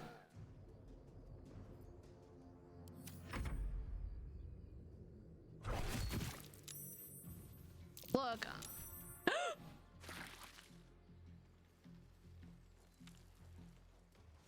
You okay? He's okay. He's fine. He's all right. Certainly. Help here. I need a savior to rescue me from this crisis.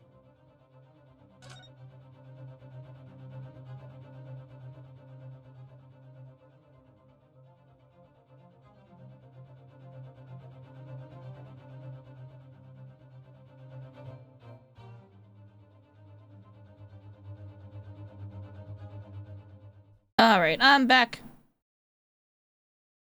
Let me make sure... There we go. Myself set up here. Okay, let's retrace our steps a little bit. We'll start from here.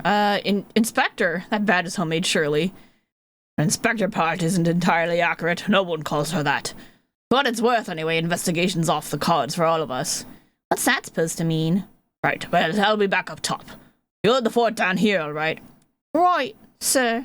There we go. This raises a lot of questions.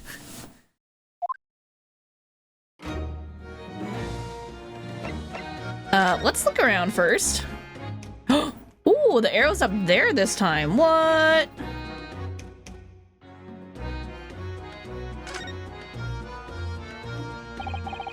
The Crystal Tower. It's certainly an apt name. It was built to be the focal point of the exhibition, and it definitely is, being so tall and with all that glass. I can't imagine a building like this ever being erected in Japan. There are lots of exhibits inside the tower as well, apparently. Of course there's an observation deck, but there's also an art gallery, a zoo, a museum. What do you mean a zoo? How did you get the animals in there without breaking anything and to like stay calm and like... But I heard you have to queue for 3 hours just to get through the doors. Well, at the moment, the shattered glass from the failed experiment may well be the biggest draw. Thanks to that accident, the whole tower is shut. Suddenly it's not the Crystal Tower anymore, but the Crystal Glass Shower. Alright. Apparently everyone's taking to the skies now to look down on the disaster area from above instead. That's why that's such a long queue. Got it. But there's a 3-hour queue to go up in a balloon now. Londoners must be very patient people. Yo, you say that, but I've been to Japan and see those queue lines. Like, they're very patient as well over there. For some reason, the ground is damaged in this spot. Look. Almost as if there was a fire here or something. Yeah, if you look closely, there's some scattered ash and burnt embers, too. Well, I suppose there was a big explosion just above here. People probably wouldn't bat an eyelid at a small fire like this would have been. I'm not sure we English are quite that laid back, Bruno. Ha! It's as though somebody dropped something behind the tree just here. Dropped or hit. What is this? Some part of the machine that exploded? Maybe. Could have fallen from the platform above in the blast, perhaps. What's going on here? Oh, nothing?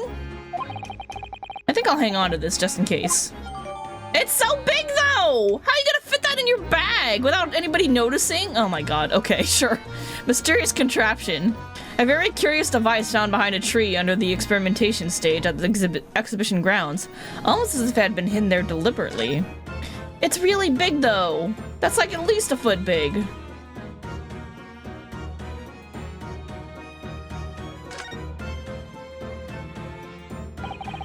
Platform must have been set up for the experiment, I suppose. It's very high up.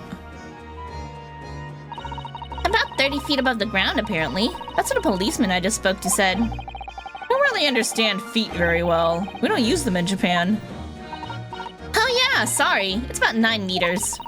But soon you'll have been in London for soon you'll have been in London a year, Bruno. It's time you got used to our measurements. Yeah, well... The thing is so tall, the spectators at the front would just have seen a wall and nothing else. They probably thought they'd secure the best spot to watch from, only to be disappointed. There's a saying in Japan, the darkest spot is right under the lighthouse. I feel like it probably applies here.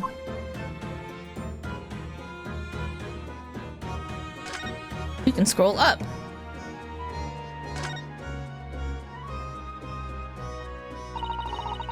That's where the Cove ended up after his instant kinesis, or whatever they call it. Dead, of course.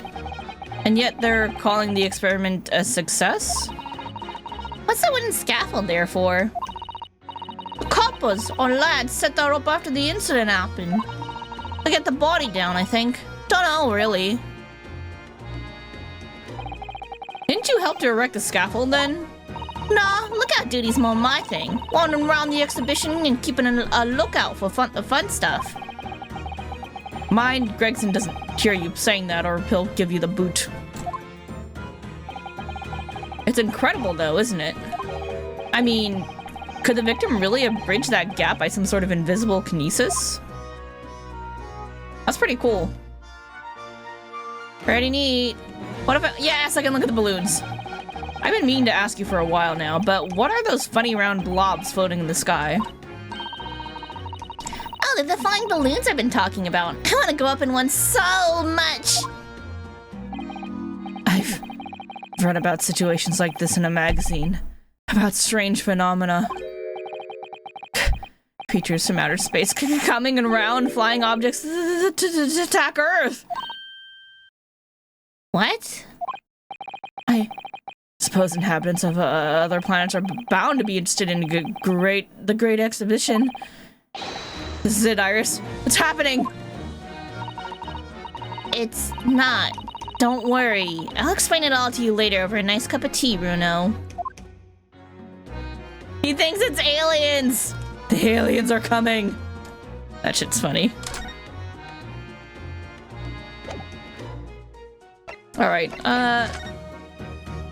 look at my armband! This armband is proof, in Japan at least, that I'm a defense lawyer. And this badge is proof that I'm a detective.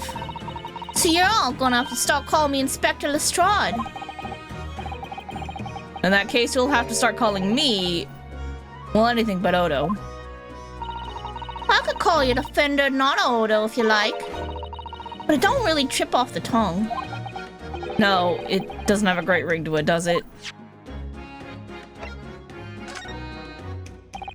Gina, would you take a look at...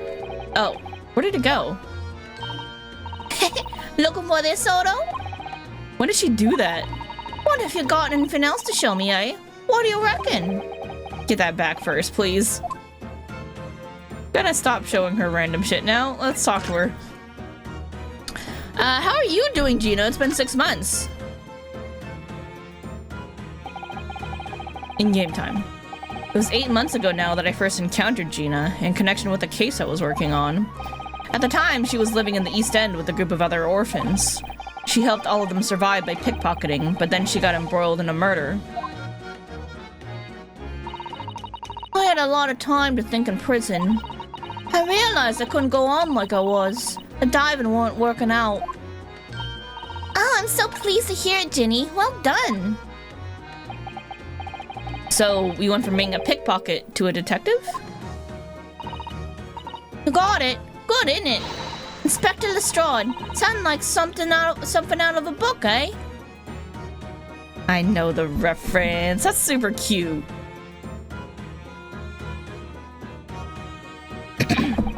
Talk about a sea change. And then there's Iris's old man to think about. Iris's father, you mean? Yeah, I promised her, didn't I? Said I'd get all the police forces around the world to pull out old stops looking for him. Just a small promise then. Nothing serious. We already know what happened to him. It's bad. Oh, Ginny, you're so sweet. So anyway, that's how I can't cock on my ad to go at the test for the Scotland Yard. Only trouble is, I don't read so well, do I? Just a small problem. Nothing serious. And that's when Hurley approached Gregsy and asked for help. So the inspector said he'd take full responsibility for Ginny and made her a sort of apprentice. Oh, that's so nice! Hey, good job, Gregsy. That was very magnanimous of Inspector Gregson, and brave. Well, you know Hurley.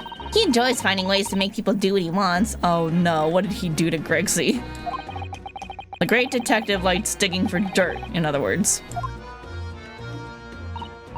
So, the long and short of it is, you got questions about the case, you can ask Inspector Lestrade. Right then, Inspector. Actually, there's still a big mystery surrounding Gina, isn't there? Who? What, Reno? What? Well, 6 months ago, Gina was the defendant in a trial prosecuted by the Reaper. A trial in which she was found not guilty, and yet here she is still. Come on, you're not still on about that, are ya? The Legend of the Reaper or whatever it's called? Cool, you don't have to worry, Odo. If I didn't half worry, there probably wouldn't be a whole lot of you left. Like I told you before, innit?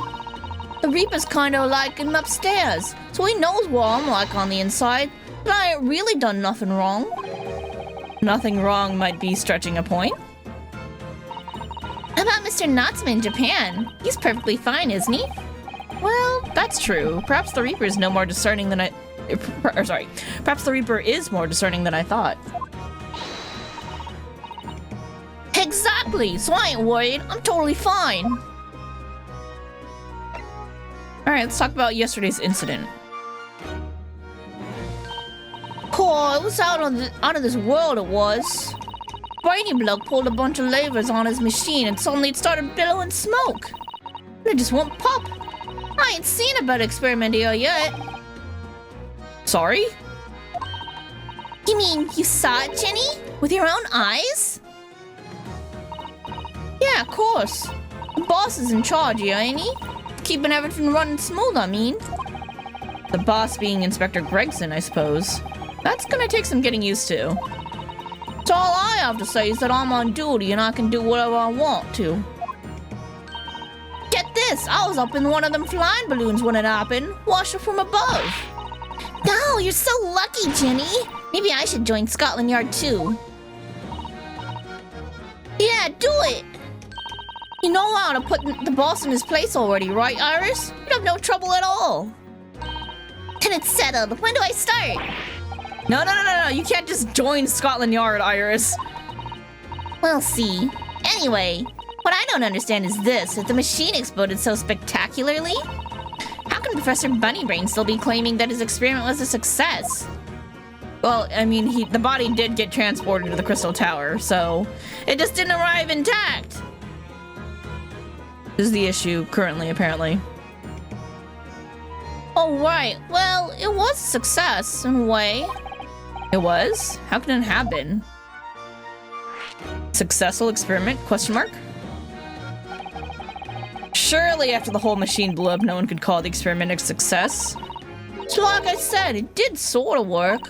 I mean, yeah, there was a load of smoke and all in that whooping great bang. But where do you think they found the victim's body, eh? In the Crystal Tower over there. What? In the tower? Yeah, I inferred that when we were looking at it and they said something similar. Gregsy said it, I don't know. I inferred it from a previous conversation. You can see for yourself, can't you? Up there above the scaffold. Oh, where all the glass is broken, you mean? Yeah, the cage what the victim got in to start with really did get beamed through the air or whatever and landed all the way over there. So you see, it did kind of work, didn't it? What? I don't believe it. I mean, I don't get the ins and outs of it, but anything's possible, right? With science. Oh, I tell you what, you can have this. It's a plan of the experiment they drew up at the yard. Are you sure? Yeah, go on. I had 3 bob of you before, so fair's fair. She took the payment herself. Yes, I didn't actually give that to you, did I? Experiment sketch. A diagram showing the relative positions of the Crystal Tower and Professor Harebrain's machine that exploded. Let's talk about the investigation. Something Inspector Gregson said before seemed a little strange. Actually, I just realized I should actually look at the diagram. Okay, I mean, it just kind of be how it be, alright.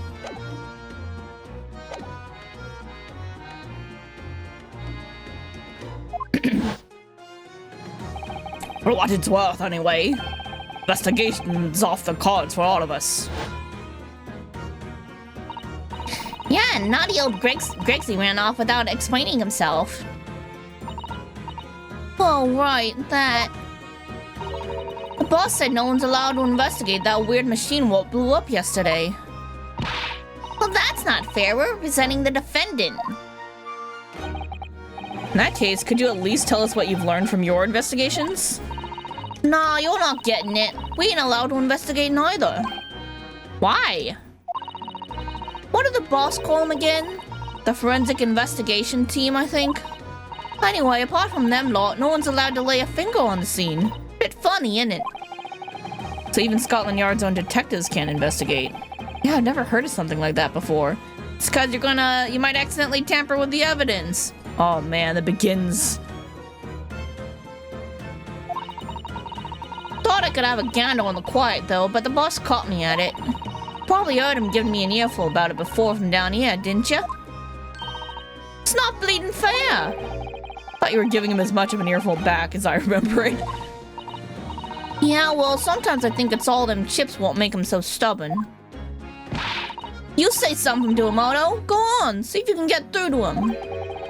He's up on the platform above us, is he? Where the machine exploded? We can try, can't we, Runo? Grexy will listen to us.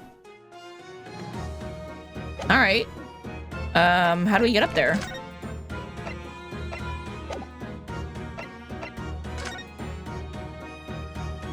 Oh, just take the stairs? Look at the stairs? These stairs obviously lead to the stage above. We should go up there and investigate the exact spot where the experiment was being conducted.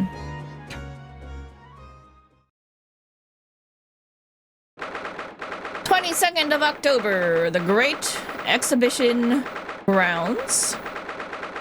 Experimentation stage. Beam! So that's it, is it? The machine that blew up. Oh, it must have been a magnificent explosion, and I've seen my fair share. You've seen things like this before, you mean? Of course, Hurley's always doing experiments that end in a bang. In fact, in his own words, explosions are the very essence of chemistry. That might explain the smell of burning that frequently comes wafting up the stairs. Got it, I understand. One time he made something that exploded with such force it took the roof off the building. That's concerning considering how we're on the floor above you. I wish you'd been there to see it, Runo. It's hard to get too excited about that, given that I now live in the roof. Yep, that could have taken us out. Alright, well. Well, anyway, that's enough about that. It's time to investigate.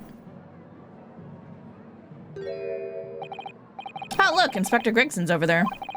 He seems to be deep in thought about something, whilst eyeing up the machine carefully. Really? He just looks confused to me.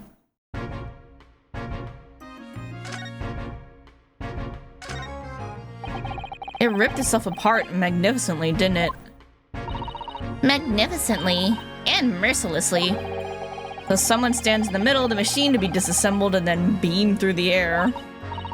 Yes, beamed! Not blasted. That's the point. Yeah, that part's crucial, really. Is something like that even possible, though, Iris? Oh, Runo, I'm just a child. How should I know?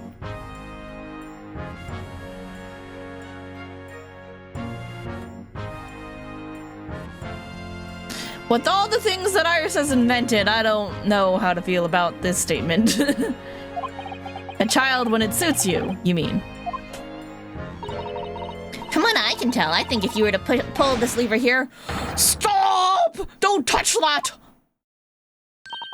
That was practically instantaneous kinesis the way you flew over just now, Gregsy. Please, your ladyship. I didn't mean to startle you, but I can't let you touch anything up here. So sorry, you can have some of my latest special blend to make up for it. Glug, glug, glug, glug.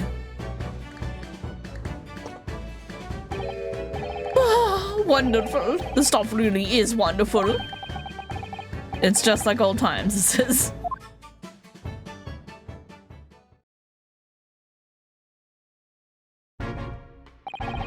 We're representing the Professor Hairbrain in court tomorrow, Inspector. So we should be allowed to examine the scene. Ha! Listen, Sunshine, even I'm not allowed to touch anything up here. It's our blasted special dispensation of a Scientific Equipment Act to blame. It's driving me potty. Oh yeah, that special dispensation. The professor mentioned that too. More red tape's all we need. I don't know what the government thinks it's playing at sometimes. But we're allowed to just look, aren't we? Huh? Surely that's alright, isn't it, Gregsy?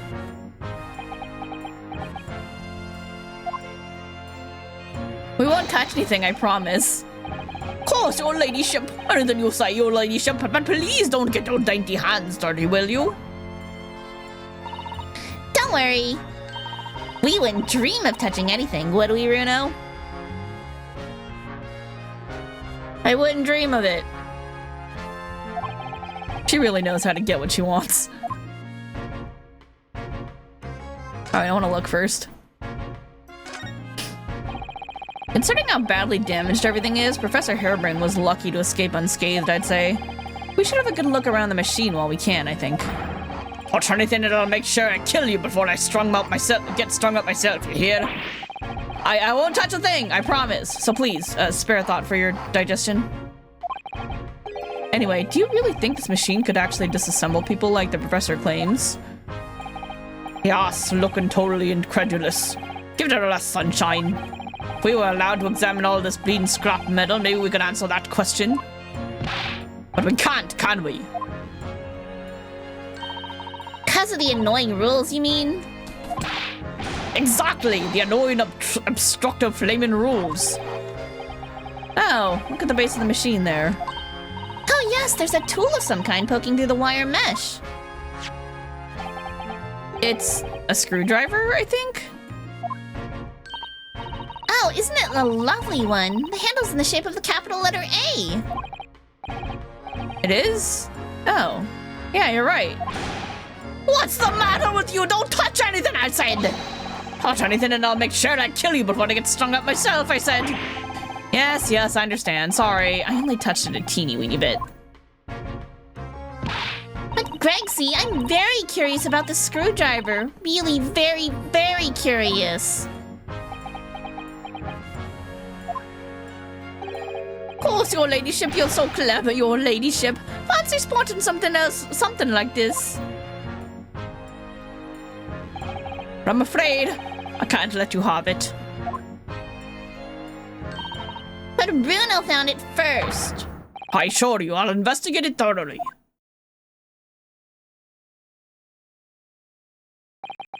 He's gone off with it.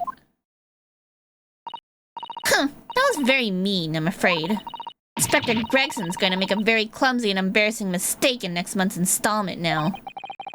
Poor Gregsy. Damn, she's a harsh mistress.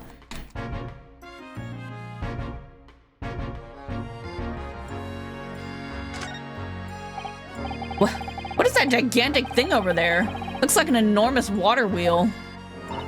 Oh, that's a Ferris wheel. There'll be people riding inside those little cabins you can see. Why? Well, they rotate nice and slowly, so it's a wonderful way to see the surrounding scenery. Wait, it's turning? But it looks completely still. No, it doesn't. It's moving very slowly. Yes, that's because it's turning so slowly. One complete revolution takes about half an hour. If you were mad enough to go in one, it would be more fun to whiz around fast, don't you think? No. No, it wouldn't.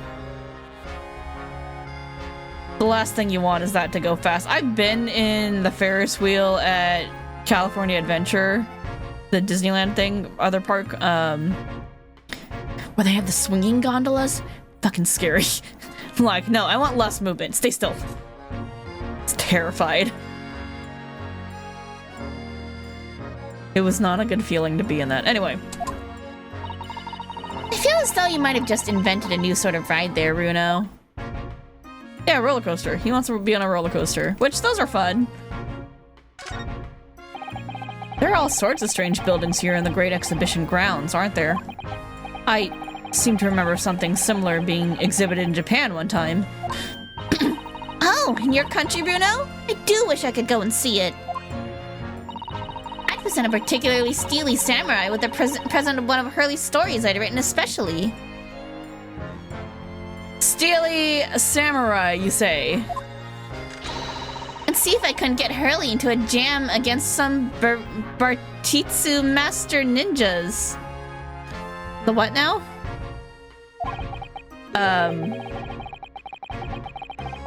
You might not find as many of those sorts of people around as you think. Oh, well that's dull. Ooh, but I do know a prosecutor with Chonmage Top Knot I could introduce you to. A Chonmage, really? You think I could have my picture taken with him, do you? I'm pretty sure it actually got cut off recently, so sorry. Assuming he's recovered from the trim Cosmo gave him a year ago, yes.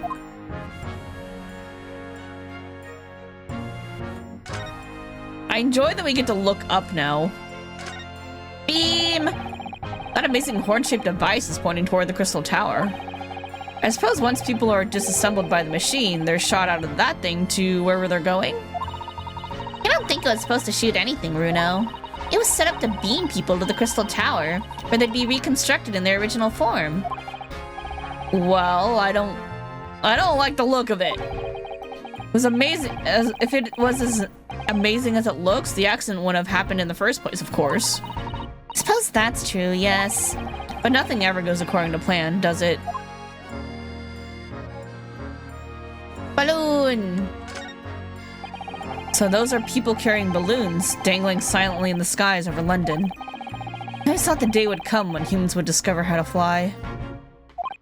But I never imagined it would involve them being suspended from colorful floating Tamari handballs. I'm sure it must feel amazing being up there among the clouds. Let's take a ride together, Runo, please? If I'm being perfectly honest, I actually would like to try it. But without a cast iron guarantee that the thing won't plummet to the ground, I'm too scared. Oh well, in that case, I should tell you what Hurley said. It's physically impossible for a flying balloon to plummet to the ground, as long as it doesn't explode. Yes, call me crazy, but I think that exploding part might play on my mind a little.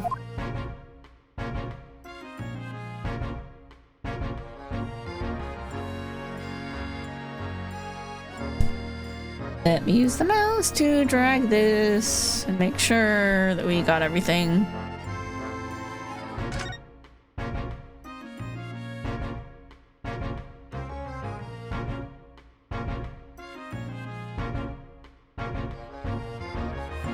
Nice little ribbon there.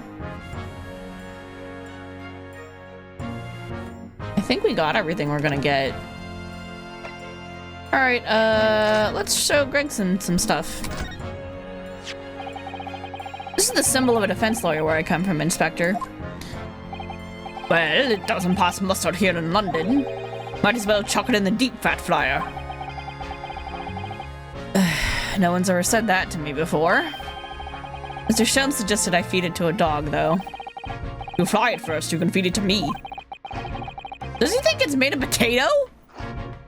He just likes fried food.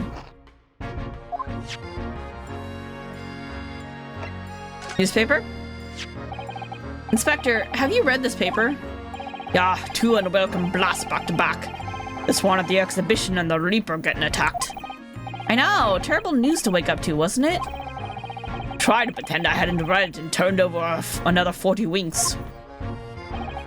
Thanks to that, I was late up and got her roasting from the super.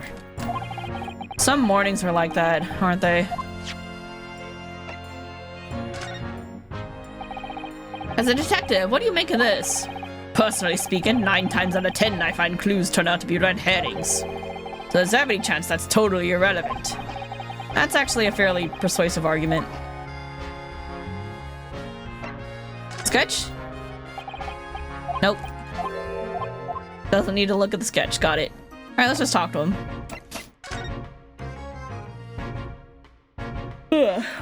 Alright, let's talk about the government policy. Using high voltage electricity to somehow disassemble a man's body and then beam him across to the Crystal Tower, it's an extraordinary thing to attempt, especially in public. True. It was by far the most unusual of the experiments planned for the exhibition, mine. To be honest, I'm a bit surprised it was allowed. Carrying out something so dangerous with so many spectators present, I mean? The government's doing everything it can to promote new science and technology at the moment. They're more worried about being ahead of the game than the odd spot of public safety infringements. They can be the first to develop some new technology. It makes Britain more powerful in the future, you see. Yeah, I suppose that's true in a way. So the powers that be are placing a heavy emphasis on scientists' rights at the moment. What sort of rights? They're making it so that any theories the brains have remain at their legal property, as it were. Right through developing it into a practical idea and even going into production. Which is the infuriating reason us coppers aren't allowed to touch this crime scene.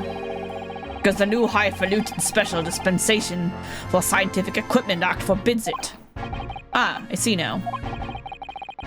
The only people with permission to investigate here are some brand new department at the yard. A forensic investigation team, it's called. We've been relegated to keeping guard. The forensic investigation team? Any old fool can see that this heap of scrap metal was a sham to begin with. But just because it says scientific equipment on it, the paperwork, we can't do a flaming thing with it. I actually prefer that we leave it to forensics who are more scientific and will be able to not jump to conclusions about shit. I appreciate that. Poor Gregsy, he's very head up, isn't he? Special dispensation? Remind me again, what's this new legal act that means we're not allowed to touch the scene here? Are you having me at it, Sunshine? It's the Special Dispensation for Scientific Equipment Act. Yes, I think Hurley mentioned that recently. With a real twinkle in his eye, as I remember. I'm sure he did, your ladyship, I'm sure he did. Passed especially for this great exhibition it was. All scientists have to do is present their ideas or inventions to some suits in the civil service. And if it gets rubber stamped, that's a guarantee of rights to maintain the invention's confidentiality. What does that really mean? In English, please. That's about it. Think of all the world-changing new inventions on display every day at this exhibition. Although a good half of them are a load of cobblers, if you ask me, put forward by shammers like yourself. Excuse you? Thanks for that. Oh, I love how absurd some of the inventions here are. It's also fun. Might be fun to you, but a member of the force has to be present at every single demonstration. Can you imagine, eh? Hang science, that's what I say. No? Oh, I don't think so. That sounds like my dream job. You'd soon think otherwise after spending a day guarding all these shammers' bogus contraptions. Bah, tongue-tied.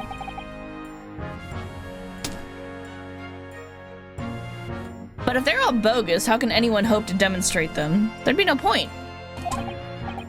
Ah, well. There is a point, sadly. Sorry? Thanks to another of our government's bright ideas, if any theory or invention is deemed to show potential, the government hands out a research grant. Scientist gets funding? Exactly, that's what they're all after. All these shammers coming from far and wide to clog up Hyde Park. And who has to keep them all safe, eh? Who has to smile politely and welcome them? Us coppers, that's who. So you can see why I say it now, can't you? Hang science! Hang it! So bitter. Science is great. Oh, maybe I can see your point. Professor Harebrain. Apparently Professor Harebrain lives and works in Germany now, conducting his research. That's right. Came back to Britain especially for the Great Exhibition, as I understand it. Probably after one of the government's research grants. Actually, we learned something else about the professor earlier today. About his time in further education. It turns out he was at university with someone we both know. Lord Van Zeeks. Eh? What's that? That's news to me. But if Van Zeeks mans the prosecution, then as the accused, the professor's fate is sealed? Because the Reaper will get him one way or another? Blimey, a man's beyond me. I don't know what goes on in that head of his. Talking of Van Zeeks, this morning's paper ran the story of him being attacked. Read that? Yep. Oh yeah, but Mr. Reaper's completely fine. Nothing to worry about. Yes, right. Glad to hear it. Still, the Reaper, huh? How long's that business gonna keep up, I wonder? The mystery of the Reaper. We're finally gonna get into the story of why he's the Reaper and why all the mystery of like who's killing off these people. The victim of this case, the investor Mr.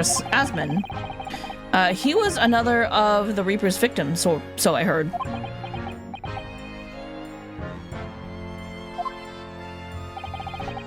Lord Baron Barak van Zeeks is a top-class prosecutor. But even he can't always push the right verdict through. Sometimes justice can't win. Yeah, I've heard about jurors being bribed and evidence being falsified. And that's how the notion of the Reaper, the Bailey, came about, isn't it? Obviously, Scotland Yard suspected Van Zeeks initially. We all assumed he was taking matters into his own hands if he failed to seal the deal in court. Although the man himself denies that charge. Well, we've done a very thorough investigation, and the conclusion we reached is that Lord Van Zeeks is in no way related to the deaths of those people outside the courtroom. There's no question in my mind. I'd stake my reputation on it, I would. But if that's true, then how do you explain it? All those defendants couldn't just have coincidentally died if nobody killed them. No, I'm pretty sure someone did kill them, but it makes a very convenient excuse if they all think, it's the curse of the Reaper, and then, like, you don't actually look deeper behind it to find out what the connection is and who's doing it. I know that, but I can't explain it. It's a mystery after all, isn't it? That's the whole point of the Reaper. Professor Harebrain mentioned something else. He said that at university, Lord Van Zeeks was a totally different person, easygoing and kind. What? He said that it was after they both graduated that something happened to change the man. Do you have any idea what it was? No clue. Really? Look, got my hands full watching over this frustrating crime scene. Why don't you go and make a nuisance of yourself elsewhere, eh?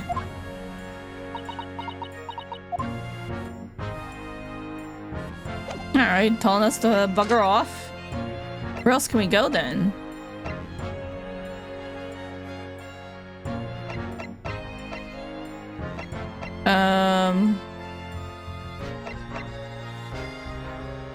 She would love to strip the clock apart. Let's just go there. Nope, not here. Prison? Not here. Okay, he ain't even here anymore. Maybe go back downstairs to the stage?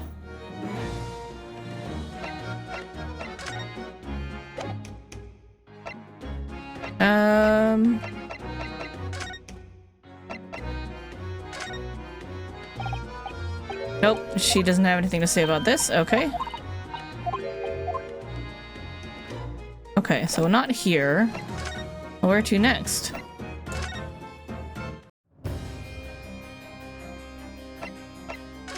I like how he's not... let's poke him. Lord Van Zeeks? I think he's ignoring you, Runo. Prosecution and defense should avoid speaking outside of the courtroom as a rule. So if anyone is being rude here, it's most certainly the man in black standing before us. Oh, I see. Well, thank you for setting the record straight. Did you see that? He spoke to me, Runo. Why are your eyes all sparkly like that? So, Lord Van Zeeks, have you managed to visit the Great Exhibition yet? He's definitely ignoring you. Right. No niceties either, then.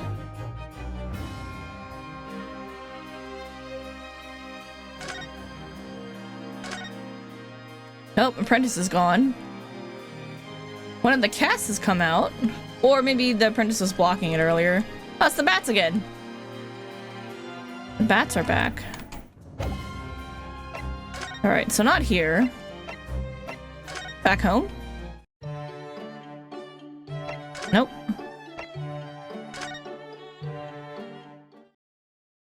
What now?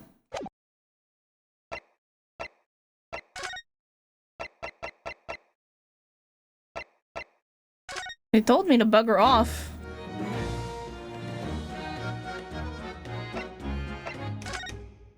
Anything else to look at? Oh, what's this? Oh, look, what's this? A ripped piece of cloth. Huh. It's not like any fabric I've seen before. It's very thick and stiff. It looks extremely durable. It's canvas, I think, with some sort of rubber backing. And the edges appear to be a bit charred as well. Maybe that means it had something to do with the explosion. Let's make a note of it while Ginny's mid-yawn. Piece of green cloth, a torn piece of canvas-like material backed with rubber that was found under the experimentation stage at the exhibition grounds. There are scorch marks at the edges.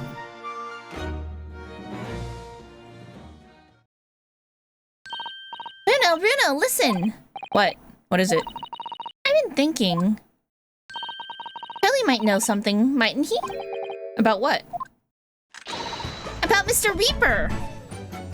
Alright. About what happened to Lord Van Zeeks, you mean? Because it sounds like something very significant occurred after he graduated from university. Something that completely changed his life. Maybe, but I have no idea where to find Mr. Sholmes at the moment. He's in the middle of some big case, isn't he? Yeah, this is what you need. Madame Tuspells? What's this? Some kind of entrance ticket? Madame Tuspells? Is this supposed to mean something to me? You don't know it? It's the most popular attraction in London at the moment. It's very close to Baker Street, actually. We could go now if you like. No, we don't have time for visiting attractions today, Iris. We have a big trial tomorrow. But that's where Hurley is. Why is he over there? What? At this popular London attraction? Yes! How is it that you know where he is? Hurley told me, but he told me to keep it a secret from you, Bruno. Madame Tuspells. I don't see how it could be related to the case we're investigating here, but then... stranger things have happened, and when they happen, Mr. Sholmes is usually at the heart of them. Alright, I guess we know where we're going now. So we're just missing that one piece of evidence here. Alright. Madame Tuspells, a museum of interesting waxworks. Oh, this is Madame Tussauds. Got it. Exhibits not far from Baker Street. It's become a very popular London attraction in recent years. This is where Hurley is. I'd love to know what he's up to, wouldn't you?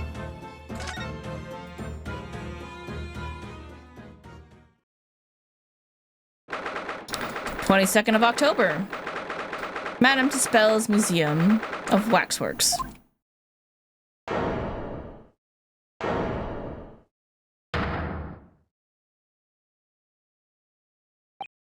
It's a museum of murder scenes. Alright, that's fun. Well, what is this place?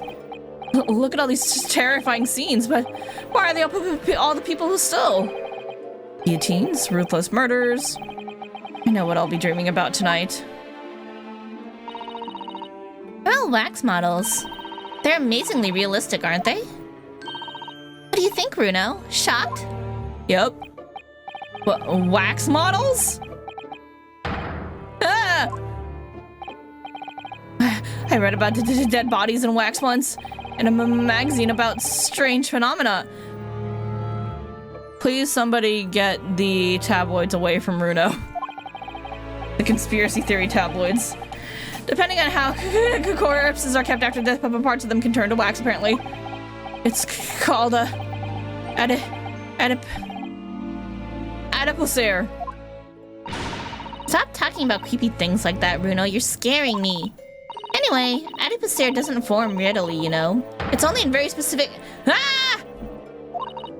What now? I've just remembered something else I read in another magazine about strange phenomena. There was an old lady, maybe a witch, who used to pour molten wax over corpses and put them on display. None of the exhibits in here are real. They're all entirely man-made replicas. They can't be. Do you really expect me to believe that? Just look at them. Oh. There's no way anybody could make models of people that are this realistic. Yeah, they can. Look, there's Herlock. And they're all such gruesome scenes. Wait. What is it? Oh, no. I must be seeing things.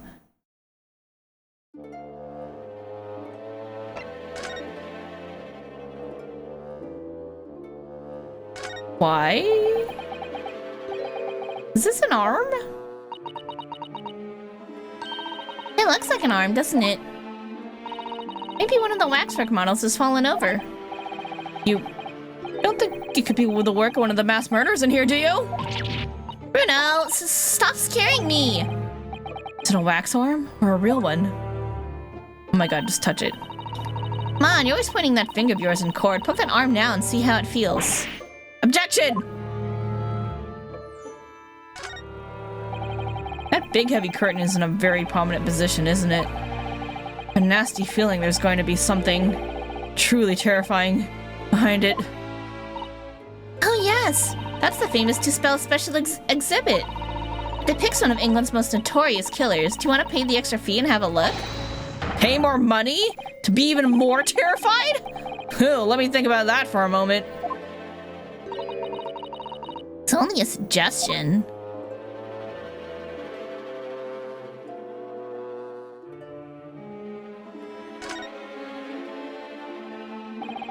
These models are so well made, I can't tell what's a waxwork and what's a real human. Or maybe all the exhibits are real people. And when it's closing time, all the visitors have gone home, they suddenly start moving about. Just thinking about it makes me wish it was closing time already and I was on my way home.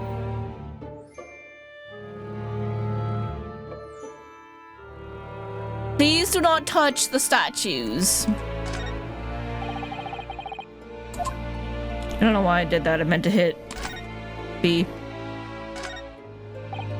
Is this some infamous murderer? Yes, called Jane the Ripper. All her victims were young women. I knew it. You can't tell. Oh, by the way, she's all. You can tell. By the way, she's holding the knife. She is a sure sign of a murderer. Well, yes.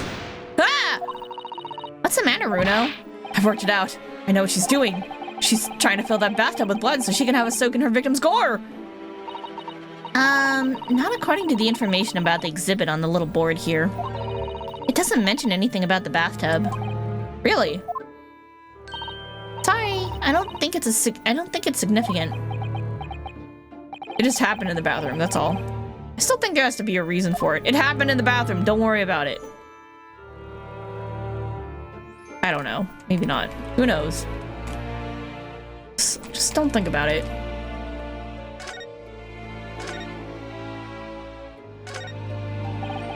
Ugh.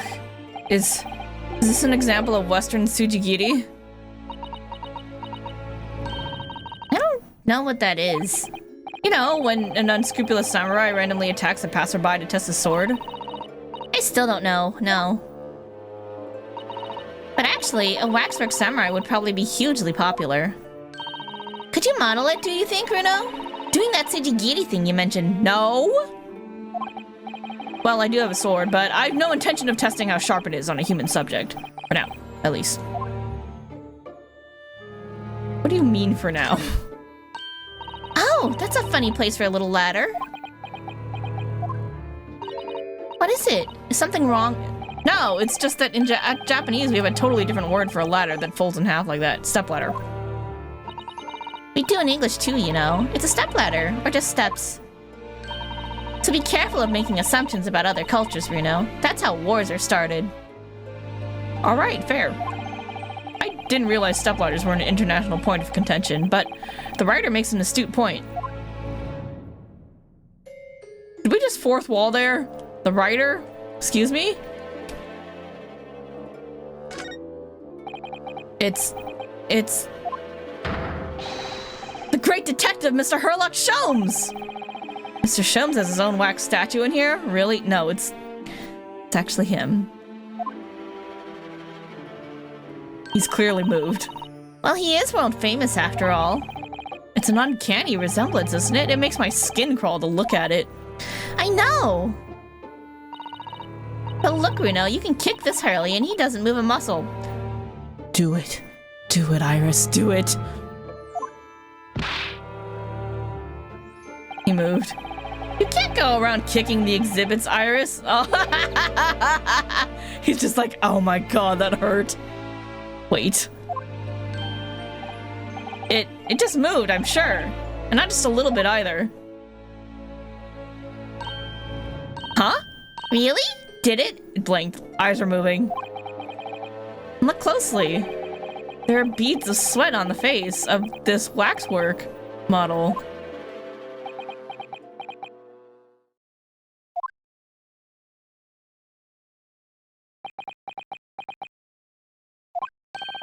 Shall we move on, Iris?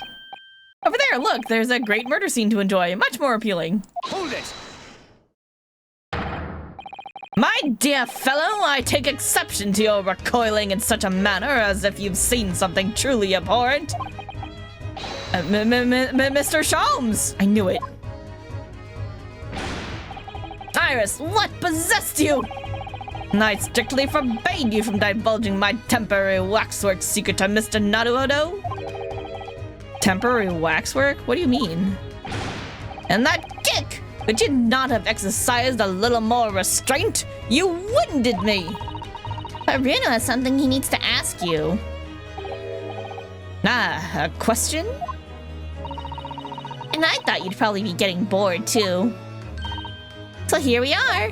Did you, by chance, break your own waxwork or a waxwork in general, and then now you have to come here and pose until they can fix it? Because I did see an arm. Well, I can't deny that your timing was impeccable. A mere 2 minutes more being stationary like that. My great brain, upon which all my success has been built, would have turned to wax. Thank goodness we arrived in time. Indeed. In many ways, the pair of you just saved the world from an unimaginable loss. Oh, Hurley, you do like to talk nonsense, don't you? You could know something, it's true, about Lord Van Zeeks and what happened in the past to change him.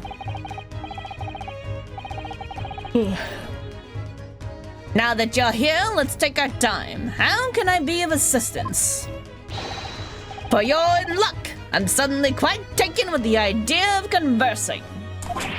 Oh, well, actually, I'm in quite a hurry. And if my eyes don't deceive me, I believe something's afoot within the walls of this very museum. A most fascinating case, if I'm not mistaken. Really? Moreover, I have a strong suspicion that it is related to the manner about which you've come to me now. Is it? But how could it be? We shall speak again presently, my dear fellow, but for now I must return to my work. What, back to being a temporary waxwork exhibit?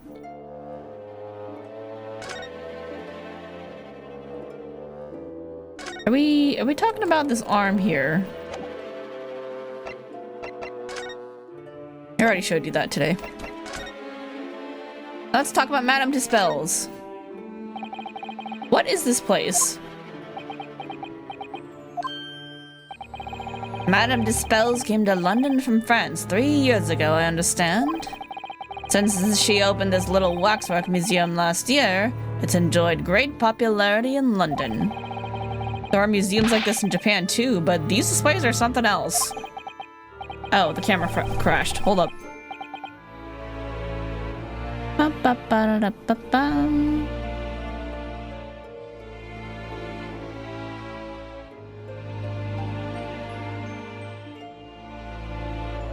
There we go. Much better. I mean, they aren't made from actual real people, are they? And the extreme realism of these waxwork models is a particular secret to the Dispels family, they say. They earned renown during the French Revolution for waxworks of victims of the guillotine. Ugh, that sounds grim.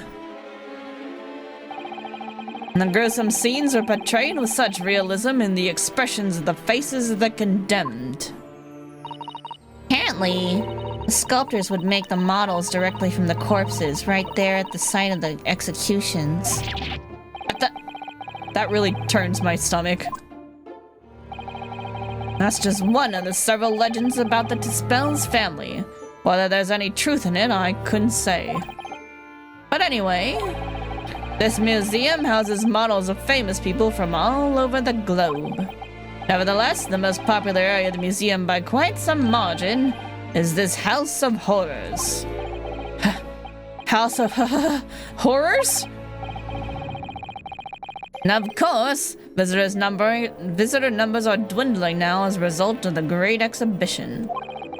The people usually flock here to see exhibits of some of London's most vile criminals at their gruesome work. Naturally, most of the miscreants portrayed here were sent to the gallows, so they're even stiffer now than the models of them.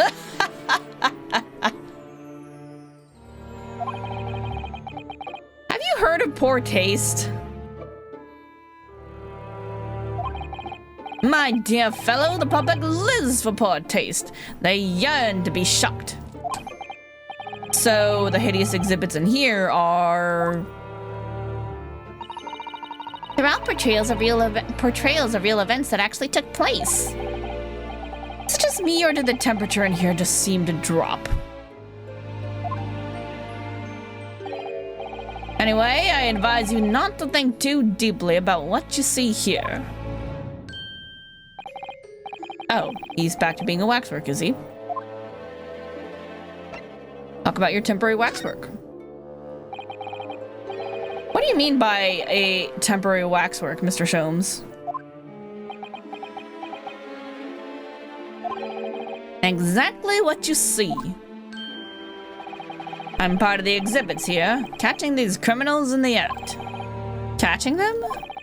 Every half an hour, I home in on a different killer in one of the displays and adopt a new pose to ensnare them. Members of the public come for a closer look, offer them my hand to shake.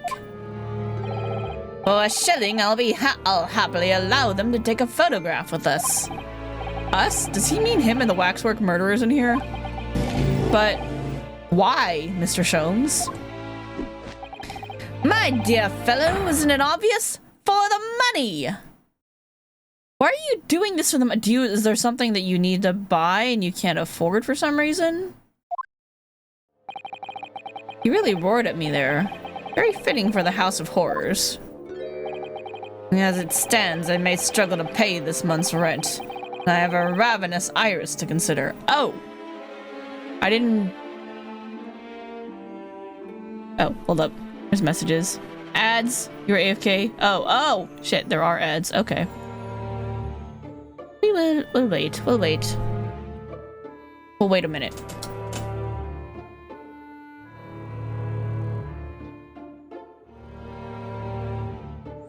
Meanwhile, I'm gonna check something.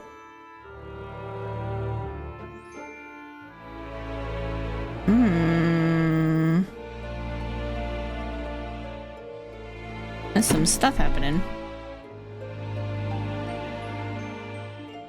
Alright. Give me a minute here.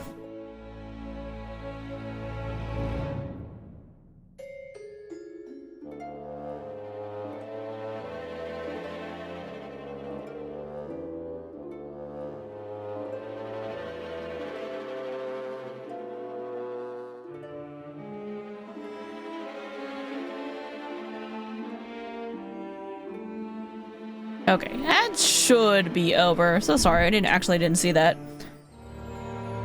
Anyway, welcome back, y'all. Okay. As it stands, I may struggle to pay this month's rent, and I have the ravenous iris to consider. Okay, so basically, he's been working here as a temporary wax worker because he needs money to pay the rent. I guess we haven't been getting income. Oh, it's because Gregson hasn't been working either, so he doesn't get paid to work on cases, maybe. Maybe? Oh, Hurley, I'm so hungry. If push comes to shove, I shall have to ask you to do your bit, Mr. Naruto.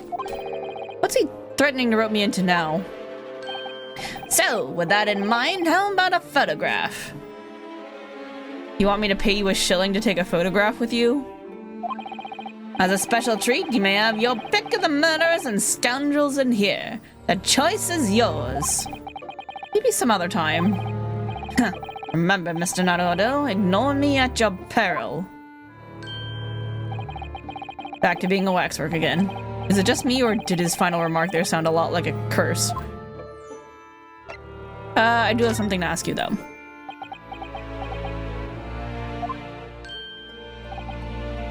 Well, what is it you'd like to ask me, then? Actually, it's about Lord Van Zeeks. Now, a friend, Mr. Reaper. How'd you find him? Well, I trust. Yeah, he's totally fine, but I learned some stuff, and I was hoping you could shed more light on it. And so I filled Mr. Sholmes in about everything I'd learned. About Lord Van Zeeks, about Professor Harebrain, and about the strange coincidence that they had been at the university together.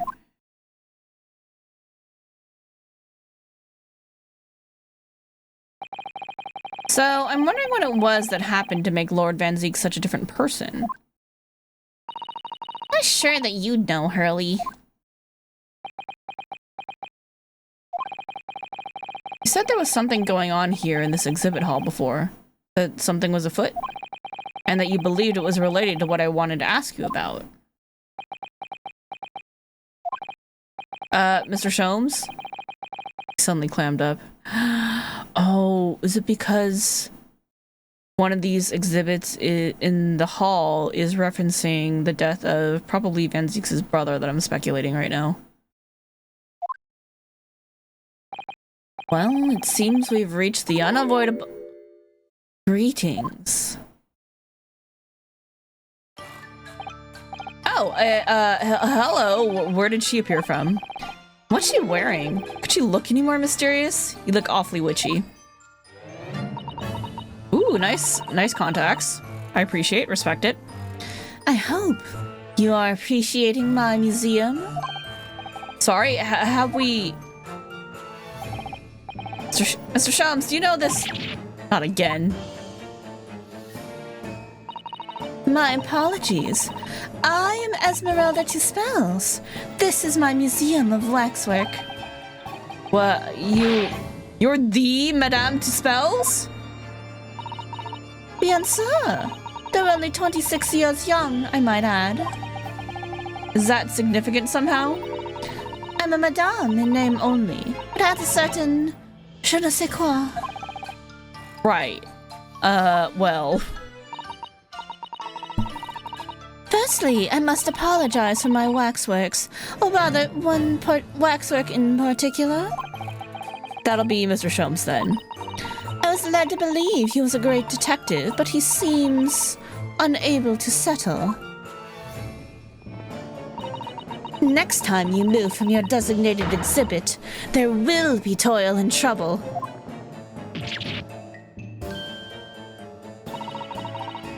She sounds deadly serious. She's gonna make a real wax man out of that man. That's a problem. How am I supposed to ask Mr. Sholmes about Lord Van Zeeks now? Let's not forget what Hurley said before, about something being afoot. Right here in the museum, I mean. Yeah, I know, but... I'm so curious, I want to know what's happening here. Haven't we got enough on our plate already? The way he moved, yeah, it was really funny. Would you like to see my armband? I show it to everybody. Madame, there's something I'd like to show you. Yes, what is that? I remarked on it myself immediately, and I've been very curious since. Well, it's actually the mark of a defense lawyer in the Empire of Japan. Oh, carte dommage. Not quite as interesting as I'd hoped. What exactly were you expecting from an armband? You know anything about this? Could I show you this? Oh, how fascinating. Is this made of wax? No, sorry. It's a piece of evidence. Why would you want to show me this? She can only wax lyrical about wax, is that it? Alright. Wait, what if we show you the exhibition? Nope, okay. Doesn't care. Got it.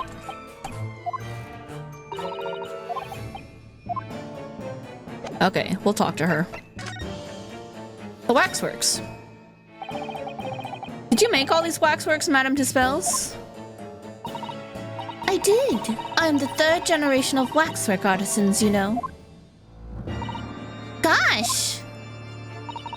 It was my great-grandmother who began the tradition in my family. Her fortunes were checkered, living through the turbulent times of the French Revolution as she did. Now that is when she acquired the savoir-faire that leads to the astonishing lifelikeness. All these waxworks really do look as though they're alive. In fact, they look more alive than Hurley. What you see exhibited here represents the most atrocious of London's criminal past. All the waxworks were created in the presence of the real people on which they are modeled. In the hours immediately following their executions. That is the secret to the extraordinary lifelikeness. Alright then. That sounds terrifying.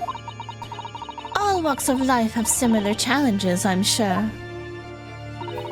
To carry out one's trade par excellence, one must go to extraordinary lengths.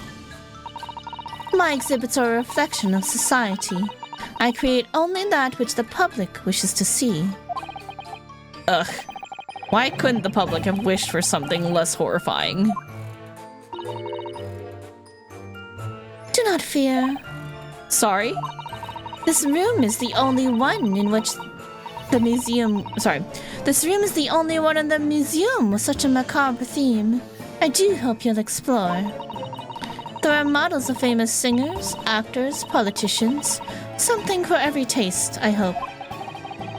It was Iris who dragged me straight in here, come to think of it. Sorry, perhaps I should have eased you into things. Let's talk about the Great Detective waxwork. What's the situation with, that? Ah, my temporary waxwork model? He approached me some days ago, you see, with a business proposal. Oh, what sort of proposal? My dear madam, what these sparse exhibits need is the addition of a world-famous great detective. Or words to that effect.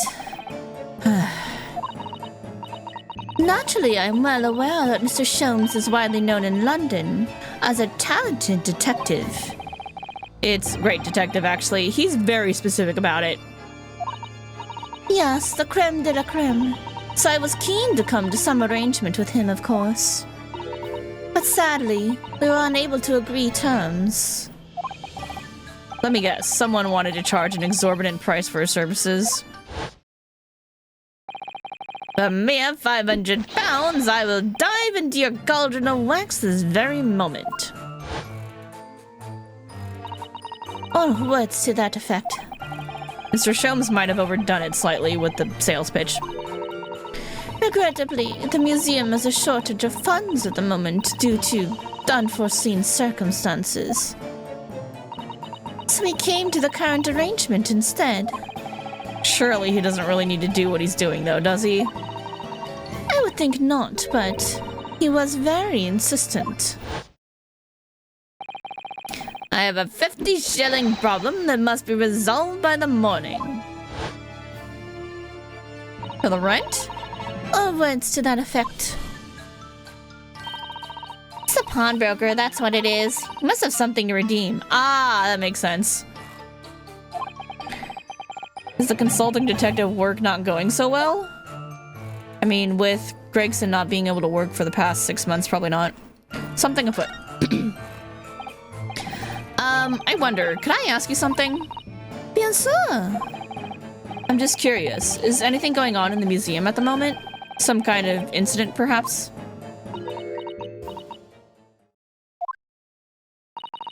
Whoever suggested such a thing to you? Oh, well, it was your temporary waxwork over there who mentioned it to me a little... Oh, he's disappeared. The wax model was a work of art, not some tawdry object for trade. Ah. There you are! Leaving the exhibit again when you should be working. Do you wish to be melted down? My dear Madame Dispel, save your reprimands. There are more pressing concerns. The wax can wait.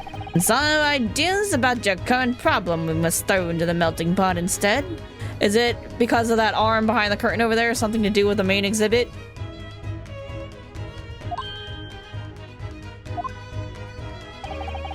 Personally, I would advise you not to involve the police. Why ever not? She's turned as white as a sheet. Because you have at your disposal a great detective whose services you may employ for a mere 50 shillings. Now please be aware that I prefer, no, I insist upon payment in advance. Way to sell yourself. Very well. Let us see if the great detective is able to live up to his name, shall we? Before I engage my analytical processes, I must ask you to clarify something. What, pray, is behind the curtain? That is the Dispel Special exhibit. There's an extra charge to see it. Ah, the special exhibit in the House of Horrors. Must depict a special killer then, I presume. Would you be so kind as to draw back the curtain, I wonder? Absolute no! Absolutely no! There is nothing amiss behind there. Nothing amiss, madame? What about the arm protruding ominously from under the curtain? I strongly encourage you to allow me to see what lies beyond before the situation worsens. Yes, very well. I will draw back the curtains, but only a soupçon.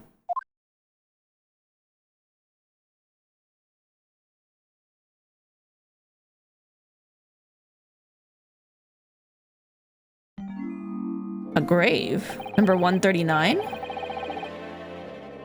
I must confess I peeked behind the curtain earlier. The Dispel Special exhibit is a very bleak graveyard scene indeed. And yet, somewhat surprisingly, the waxwork killer one would expect is nowhere to be seen. What does strike one, however, is the portly gentleman lying peacefully on his back on the floor.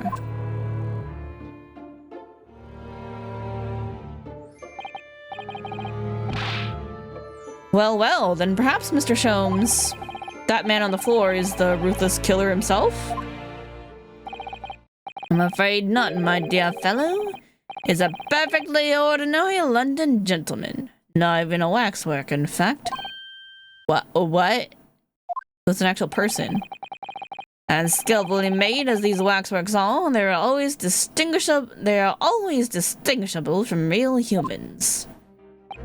So, allow me to present my two conclusions. The first is that a sizable business transaction has been taking place in this special exhibit. Why would you say that? And the second is that the aforementioned transaction is linked to a serious crime. She looks as pale as candle wax. I don't understand. So, Madame Dispels, as you've agreed to my fee, you shall now have the pleasure of seeing this famously great detective and temporary exhibit at work. Oh, here we go. The great deduction. All right, we gotta help him out here. Topic 1, Waxworks Fate. To begin with, we must ask ourselves, what exactly is afoot here in the museum? The answer is revealed by the bundle of banknotes protruding so helpfully from your bag. In my estimation, some £200. That is all my own money. What does this large sum of money reveal? Ah, not as much as the involuntary glance you cast, it would seem, Madam to Spells. Yes, the answer lies where your eyes now fall.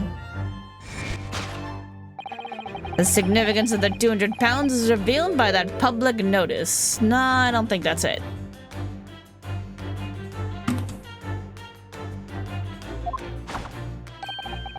Waxwork for sale? Your business has hit hard times, it would seem. In short, you sold the infamous killer, the centerpiece of your special exhibit, for the sum of £200. No! Now let us explore the next curiosity with which we are presented. Who is the portly gentleman stretched out so peacefully on the floor? It would appear the man had suffered a severe shock, the cause of which is clearly known to you. Unfortunately, madame, keeping secrets does not appear to be your forte. What dealt the man such a shocking blow was, of course, the £200. No.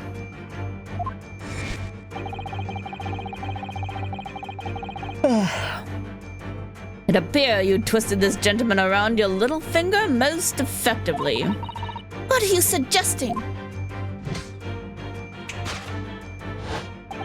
You rashly agreed to purchase the waxwork for the sum of £200. Only when he came to hand the money over did it occur to him what an extortionate amount he was paying. But the money was no longer in his hands. And the result? The scene we see before us. He collapsed in shock. Yes, the killer in the special exhibit fetched a killer price. You can only pray that the gentleman's dreams are not plagued with regret. I like how it reverted him to his original clothes for the photo.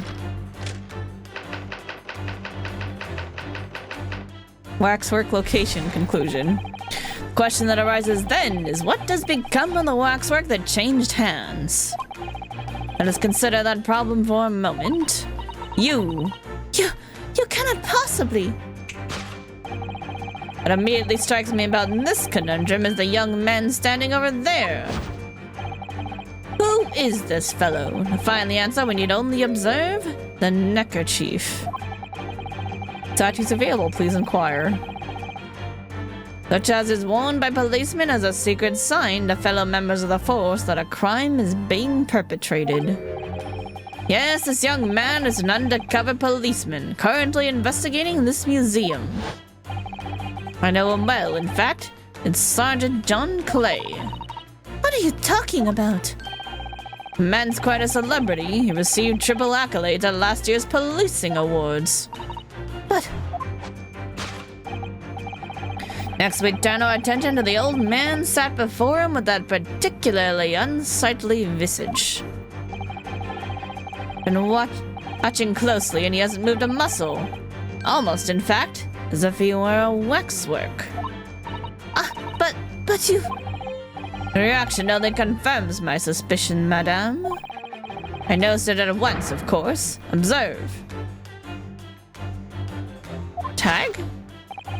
The telltale sign that instantly proves whether or not this old man is a waxwork is the obvious price tag. Threepence, a tragically low price, you might say. Isn't that just on the scarf?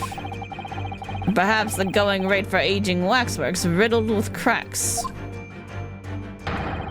And yet you sold it to the portly gentleman for an exorbitant £200. The sort of plucky behavior that's sure to attract the attention of Scotland Yard. Isn't that so, madame? I do not... Yes, the waxwork you sold has already been seized by the police and remains in their custody as we speak. The old man must be reunited with his grave in this special exhibit, and not a moment too soon. That was Discovered already. Okay. That was some wild conclusions he was coming up with, as usual. Thus concludes our Lex Sholmes' great deduction of this horrifying puzzle. Okay, let's see if we can fix this.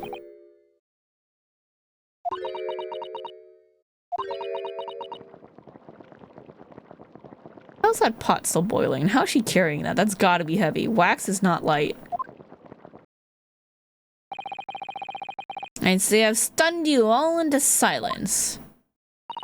You have, Hurley, you have. And you've obviously upset this young lady in the process. Her cauldron looks awfully hot. If I could just bring up one point, Mr. Sholmes. Ah, the notorious Naruhodo 1 point. I'm all ears, my dear fellow. According to your deduction, then, the special exhibit featured this old policeman. So that would mean that he's the particularly ruthless murderer, wouldn't it? A gallant policeman, Automo. Sorry? It was a mysterious series of murders that rattled the capital only last year. The police rushed to the scene every time, only to find the culprit had disappeared into the aether. And it turned out the culprit was a policeman himself, a senior officer by the name of Ottermole. So you mean that's who the sinister-looking old man there is supposed to be? Indeed. It's a particularly grim face, is it not? Unforgettable, in fact. Yes, remember that odious countenance only too well. But is 200 pounds a lot of money for a wax model? Would be enough to afford one of the latest steam carriages, if that puts things in perspective. So it is quite a lot then. Is there anything else you wish to add? Before I melt you down. That bubbling wax is looking more and more ominous. The smell of all that molten wax is starting to worry me. Mr. Sholmes did more or less just accuse her to her face, so I think I might have to call on your assistance here, Iris, if that's all right, to make some minor corrections to the great detective's great deductions. Of course, it's all right. We'll soon set things straight. Well, let's get started then, shall we? Before Madame Tuspels vents her anger. Just when I was waiting to hear, my dear fellow. So, Madame Tuspels, in accordance with our agreement, you shall now have the pleasure of seeing this famously great detective and temporary exhibit at work. Course correction. Hold it, Mr. Sholmes!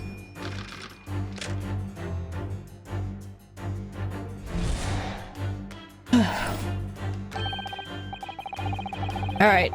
What's afoot in the museum? Bundle banknotes. 200 pounds.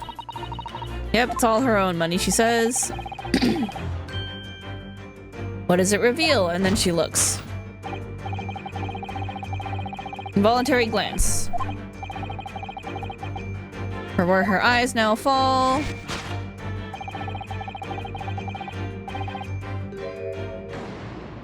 There we go.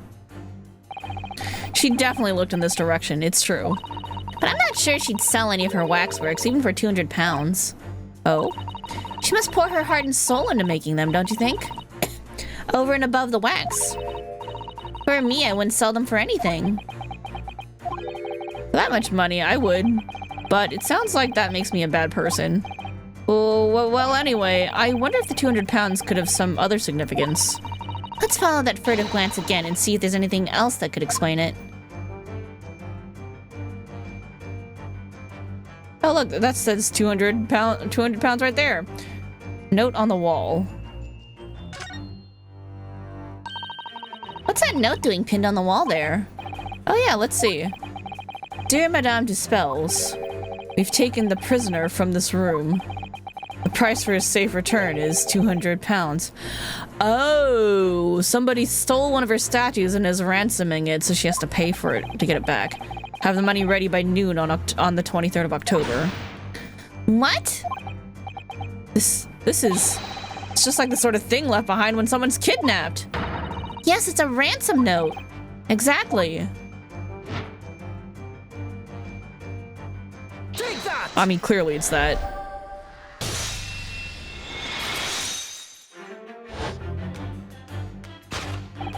The significance of the 200 pounds is revealed by that ransom note. Quite so, and we must congratulate these criminals on their inventiveness abducting a Westwork. 200 pounds is no small ransom fee, yet you clearly intend to pay it. The model in question has special importance, so I put together all the money I have. In summary then, the 200 pounds you have in your handbag is ransom money. Now, let us explore the next curiosity with which we are presented. Who is the portly gentleman? Severe shock. Cause which? Clearly known to her.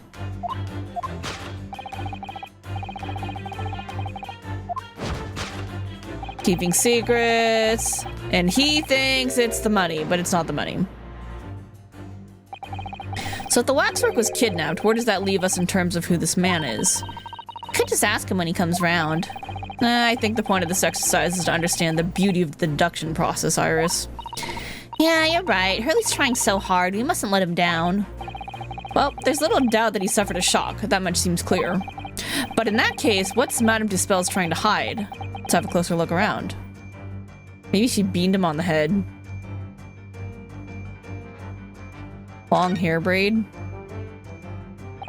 Madame Dispels has very long hair, doesn't she? Yeah, but you couldn't tell at her from looking from the front. You know, it looks rather like a whip, don't you think? Sort of whip that could have floored the gentleman with a single crack. That seems a little far-fetched. Even for you, Bruno. Oh, that's... Oh, that's her hand. Her hand is holding an arm.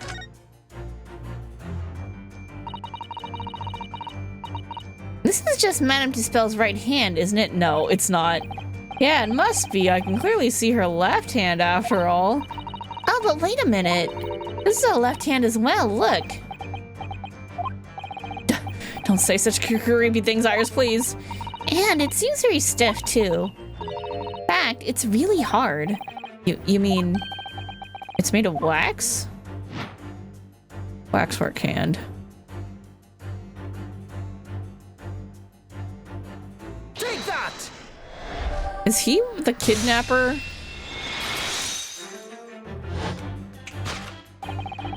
What dealt the man such a shocking blow was, of course, the waxwork hand. Indeed, with a solid waxwork limb, one could deliver a very substantial blow. How could you... The hand protruding from the bottom of your cape? Not to be a right hand, but closer inspection reveals that, in fact, it's a left hand. Plus, like, you know, from the right angle, I could clearly tell that you were holding it. And somewhat masculine as well. In other words, it does not belong to you, madame. It is the hand of a waxwork model.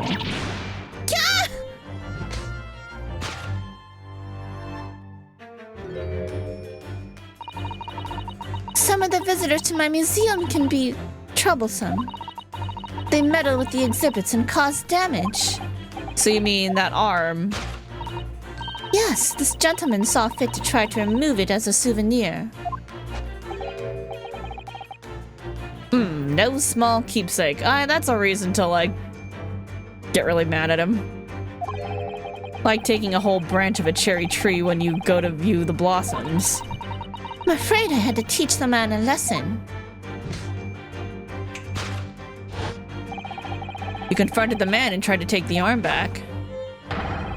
And the result, the scene we see before us. He was knocked unconscious.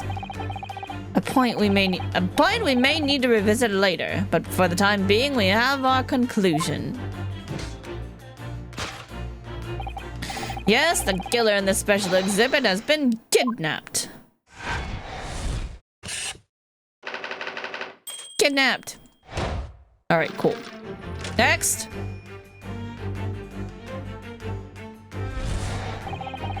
The question that arises then is what has become of the waxwork that changed hands? Let us consider that problem for a moment. You cannot possibly. Oh yeah, and then he thinks it's that dude over there. Was it? You'd only observe the neckerchief. That's not right. According to Mr. Sholmes, the yellow neckerchief is a sign to other policemen that some crime is underway. A way of communicating with his colleagues without revealing his identity, yes. It's a secret that's closely guarded by Scotland Yard. That Mr. Sholmes didn't hesitate to give away. Well, uncovering secrets isn't any true detective's nature, of course. Right. Anyway, judging from Madame Tuspel's reaction to Mr. Sholmes' deduction, I think perhaps he might not have identified the man quite correctly. Ah, the statue from whom this shoulder was taken. What the? The man has a stub sticking out of his shoulder where his arm should be. Ah, well, that settles that then. Right, this isn't a real person at all. His entire arm has been ripped off from the shoulder down. His arm's been... Of course. That ties in with what we just found out. Take that!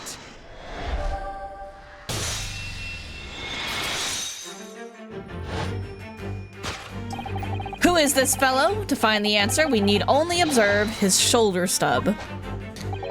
No such boneless humans walks the earth, and that I can assure you. In other words, the man standing here, the young Sergeant John Clay, is in fact, defying all odds, a waxwork model. I seem to remember it was you who concluded he was a real person in the first place, Mr. Sholmes. He has become quite a celebrity in London, being the winner of no less than 3 policing awards last year. I simply had to make a model of the man. Naturally, what other explanation could there be? Says the man who made a different conclusion not that long ago. And it was this detective's arm that was pulled off by the man on the floor in the special exhibit, wasn't it? Next, we turn our attention to the old man sat before him with a particularly unsightly visage. Been watching closely, and he was a waxwork, yep. But you... Your action only confirms my suspicions, madame. Noticed it at once, of course. The 3-pence scarf. Oh, that ain't it. A killer policeman called Ottermole, was it? Was he well known? It was all over the papers last year, but I can't say I know what he looks like. It's a very low price, though. 3 isn't much money. Only enough for a few measly hours of gas in Mr. Gardib's delightful lodgings, in fact. So this is the special killer taken from the special exhibit, is it? The waxwork that somebody stole from the museum and tried to ransom for 200 pounds? Is this crusty old killer policeman Ottermole? Really? Perhaps we should have a good look around again, if another idea crops up.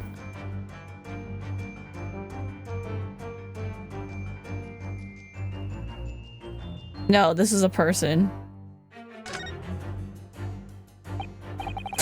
Look at this. The old man's tapping his foot like crazy. Seems to be fast asleep, though. He's not tapping his foot consciously then. So you mean? Must be a twitch. Never mind that. The point is waxworks don't tap their feet. Or twitch. And look at his arm, too. We've seen a scarf like that somewhere else around here, haven't we? So he is saying that there's a crime that's been committed here. I see. Take that! Here's the real policeman.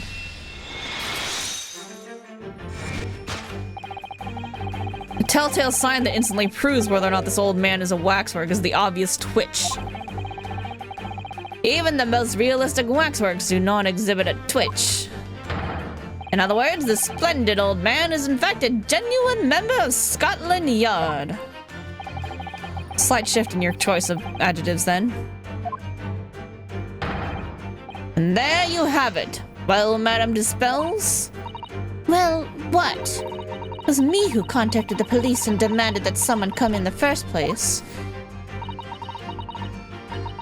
He's clearly fatigued. He is sound asleep.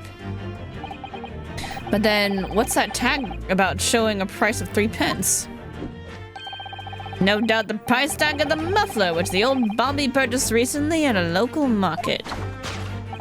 It's probably incredibly cold here because they have to keep it cool for the wax to keep it from melting.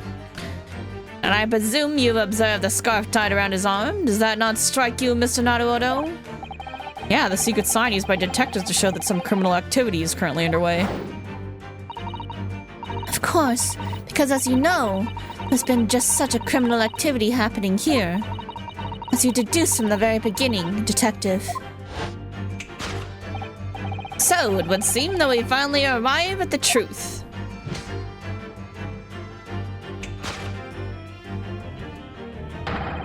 The waxwork of the especially ruthless killer from the special exhibit has been kidnapped. And Scotland Yard are already investigating. But the model's whereabouts remain a mystery. Thus concludes Sherlock Holmes' great deduction of this horrifying puzzle. Still a mystery. Yet it says solved. Alright, you know what? Sure, we'll take it. Elementary!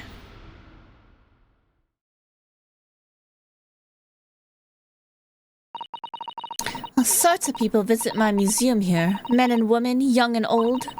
Sometimes they drop in just for a short time on their way back from the pub. I welcome them all. But if anyone tries to damage my exhibits, do not take it lightly. Anyway.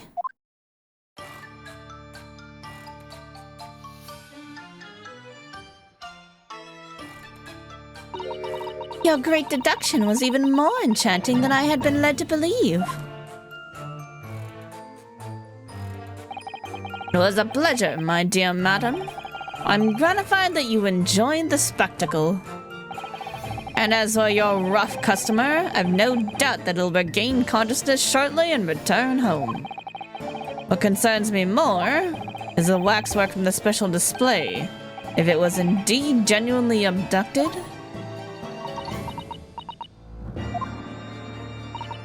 Yes, tragically it was. And I would ask you to recount to us the events surrounding the stolen waxwork, and maybe what it looks like. What it was wearing. In as much detail as possible, if you please. Very well. But after I've told you what I know, I must insist that you return to your work. The talents of a great detective could be put to better use, I feel, but as you wish.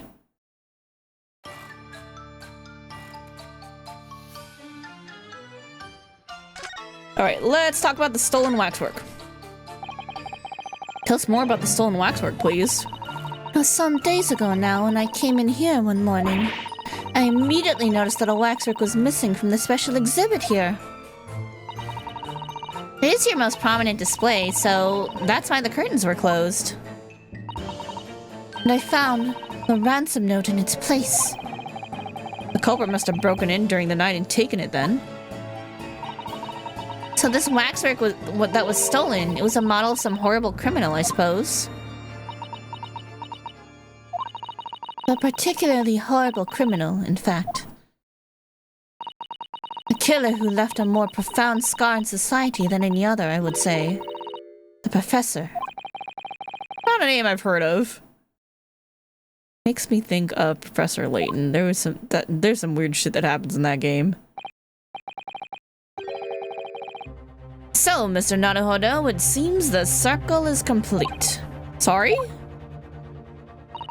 The Professor case happened at around the time I was born, didn't it? Indeed it did, Iris. 10 years ago, a series of murders that rocked the capital. 10 years ago? Yes, at exactly the time that Beric Van Zieks graduated from university, in fact. What? Surely he's not saying. So the big event that changed Mr. Reaper's life. Serial killings, okay. As you've surmised, it was the professor case. Who was this professor then? Who was he? It was a series of gruesome murders that had all of London gripped in terror a decade ago. After 5 victims were killed, the man was arrested and put to death. And now he's immortalized here in wax for all Londoners to admire and enjoy. Though, of course, he happens to be absent at present on account of the abduction. But I don't understand. How is all this related to Lord Van Zeeks? You must first understand, my dear fellow, why it is that the professor earned such infamy. It was due to the victims he chose, some of Whitehall's finest. What do you mean, Hurley? He killed other police officers? Oh, aristocracy. Those murdered by the professor were some of the highest members of the British aristocracy. Members of the nobility, even royalty, sent shockwaves through the country's administration. Members of the... wait, of course! What Professor Harebrain said. Lord Van Zeeks is from a family with noble blood. Oh gosh! It was the 5th victim that led to the professor's arrest. The last of the killer's prey was a young noble by the name of something Van Zeeks. Come on, give it to me. Clint Van Zeeks. No. I don't believe it! Van Zeeks? Sure, you can piece together the rest for yourselves. In the wake of his older brother's murder, the young Barrack pursued a career as a prosecutor, and eventually became the Reaper we know today.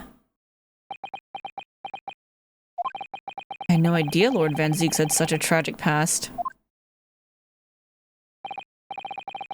Well, I'm afraid that's all I can say on the matter, for the time being at least. After all, I have work to do. As a waxwork exhibit. I'm afraid I shall have to excuse myself as well. Oh, yes, of course. It's been a pleasure. Thank you.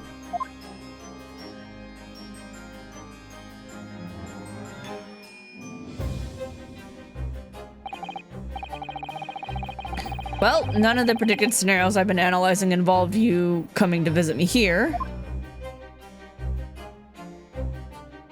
Oh. Hold up, let's reread that in the right voice. Well, none of the predicted scenarios I've been analyzing involved you coming to visit me here. It's been too long, it really has. I'm delighted to see you, Barrack. It's been 10 years, and here we are, meeting at a prison of all places. I can't forgive myself for what happened to Mr. Asmund. I just can't. I still can't believe it could happen. Tomorrow, the court will decide. Yes. I have a young Eastern man acting for my defense. He seems reliable enough, though. It was an accident, a terrible accident. He assures me he can prove it. Must warn you.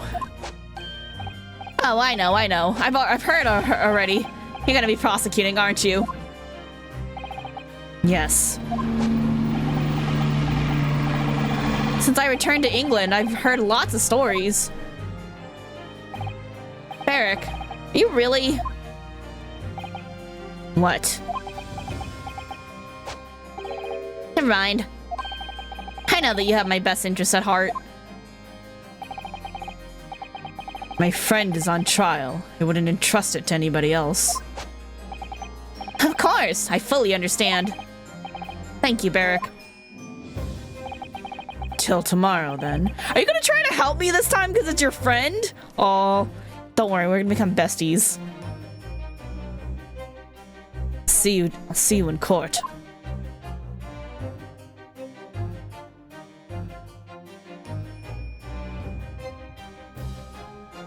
To be continued. Holy heck. That first investigation was really long. Fun though. Yep, definitely gotta save now.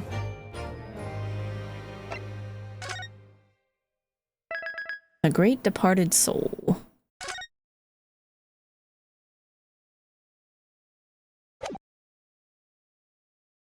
Okie dokie. I know. You gotta type. You gotta type instead of letting me go to the menu like a reasonable thing. Okay, there we go. Alright, that is actually where we're gonna call it for the evening. I'm getting very tired. It's getting not super late, but like, you know, it's 9 o'clock. I need a break. So yeah. That was fun. What a great comeback and return to Ace Attorney. We get a lot more lore and story about Barak Van Zieks, and yeah, I think we're gonna become friends now after this case. It's gonna be fun. It's our new dynamic, like how Phoenix has Edgeworth, now we're gonna have Van Zieks. It'll be great. It'll be great fun. Okay. That's gonna do it for us. Let's go over to twitch.tv. Over here as well. Alright, any of my friends on right now streaming? Yes! I see Neo Neko is on. Let's go visit him. I think he's doing a push for affiliate, so we want to go give him some views if we can. Okie dokie. Alright. Hey, thanks y'all for watching. I hope you guys enjoyed the stream. Ace Attorney is a load of fun, and I'm so glad to be back to it. And what a case to return to. There's already a lot of stuff happening, and so much exciting development, especially in the story, because now everything leading up to now has been like to prep us for the story in this game, and now we're getting into the meat of it. So very fun. I'm enjoying it a lot. Yeah, we'll do more next week, and then we'll see how things develop and how, if Van Zieks is gonna continue to be a stick in the mud about the evidence and things, or if he's gonna kind of try to help us find the truth, right? It'll be super fun. Alright, for now, have a great night, everybody. Thanks, everyone, for coming on the Lurkers, Chatters, VoD Watchers, 21 Snake, Stardew Linking. I appreciate you all. Go say hello to Neo Neko. You don't have to stick around, but if you could at least, you know, maybe tap him so we get some views.